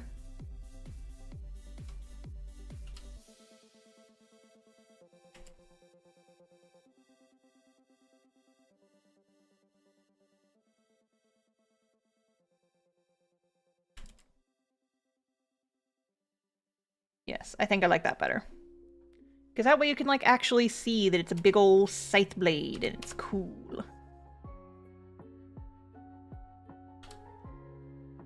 It's like, wow, that's a big fucking scythe, Vector. Where'd you get that? He's like, I found it behind the Denny's. And it's like, Vector, don't play with random sharp objects you find behind the Denny's. And it's like, you can't tell me what to do. Ah! I'm gonna go reap some souls now. Aha! Why does Vector sound like Mickey Mouse? I don't know. That's just my standard goofy little guy voice. I don't know. Don't question it. Don't worry about it. Don't question it. Everything is fine and normal.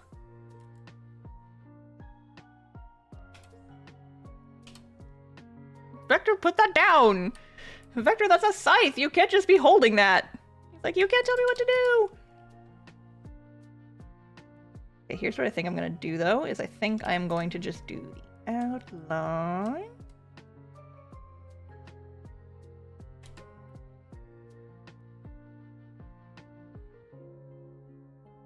Whoosha!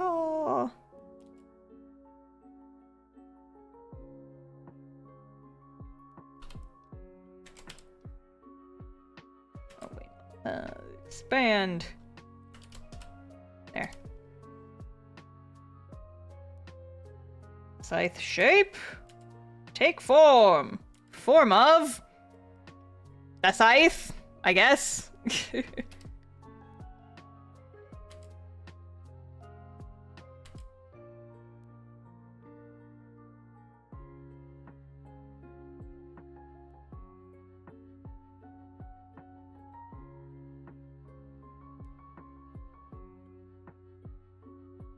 What if there was like some cool like slash marks in it? Yay. Cool. I think that is a cool shape for a scythe.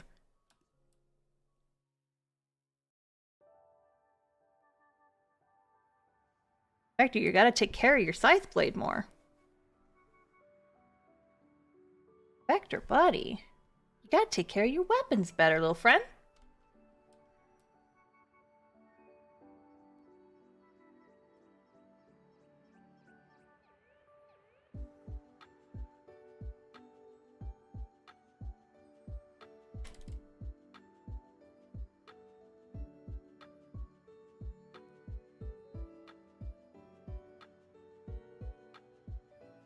And now we are just kind of masking off specific areas where it overlaps. And then we are also going to mask off the line art where it overlaps a little bit. Oh, not there.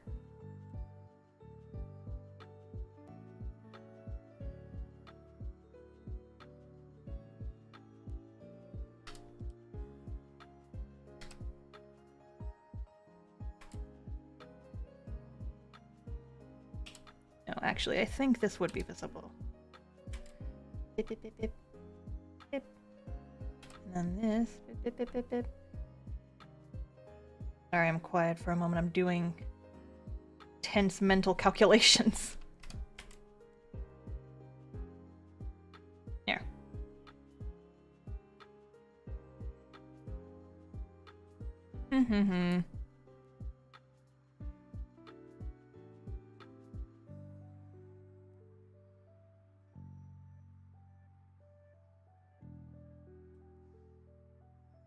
There. Little guy alert. Little guy, big scythe. Little guy, big scythe. We love him.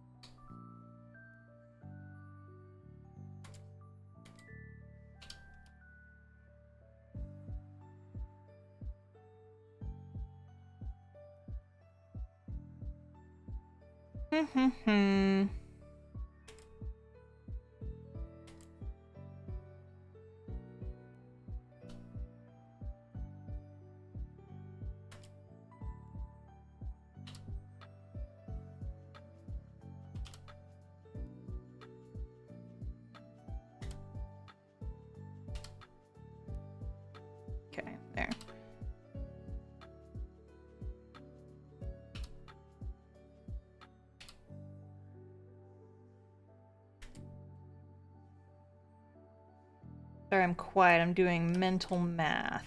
Did I already say that, or did I just think that? I don't remember.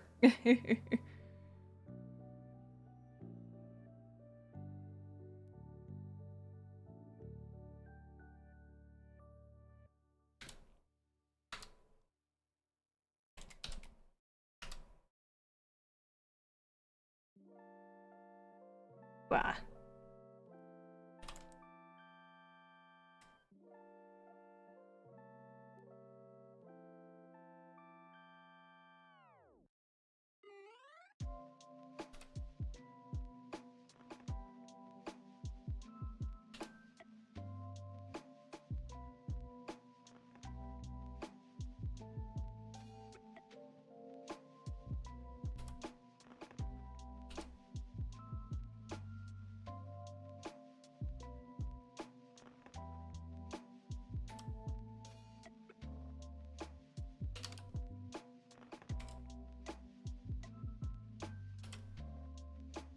Scythe blade. Okay. Cool scythe, gang. Who wants to see me reap some souls with it? Wow. Turn the canvas. Draw your silly little lines. Ugh. Ugh. I just need you guys to imagine like a loud, incorrect buzzer every time I do the line and I fuck it up. Ugh. Okay.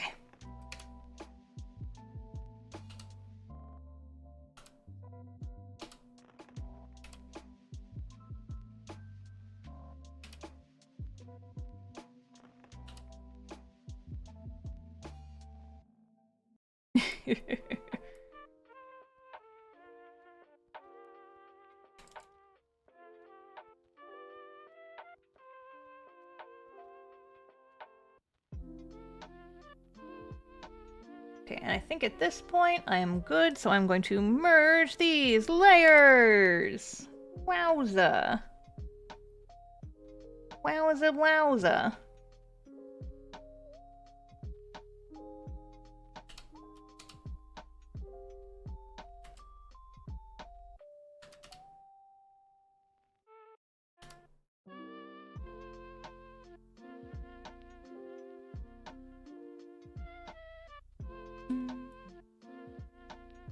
Okay, and then I did give like him a little string.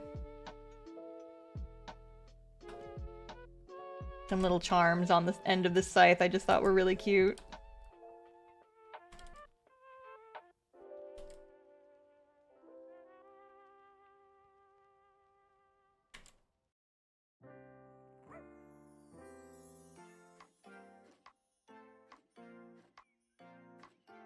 Okay. So there is Vector, sweet boy, my son, my child, my beloved little boy, my sweetie pie.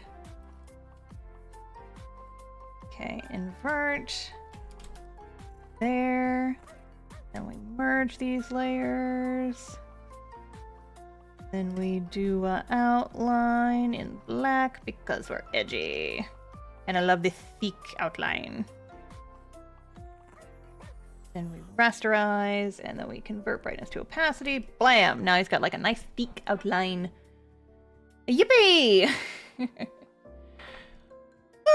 Okay, gang, so here's the thing. I have finished what I have set out to accomplish today. I got the inks done. I think I am probably going to go ahead and call it there for tonight because I want to go eat dinner and I have a couple of other things I need to do. And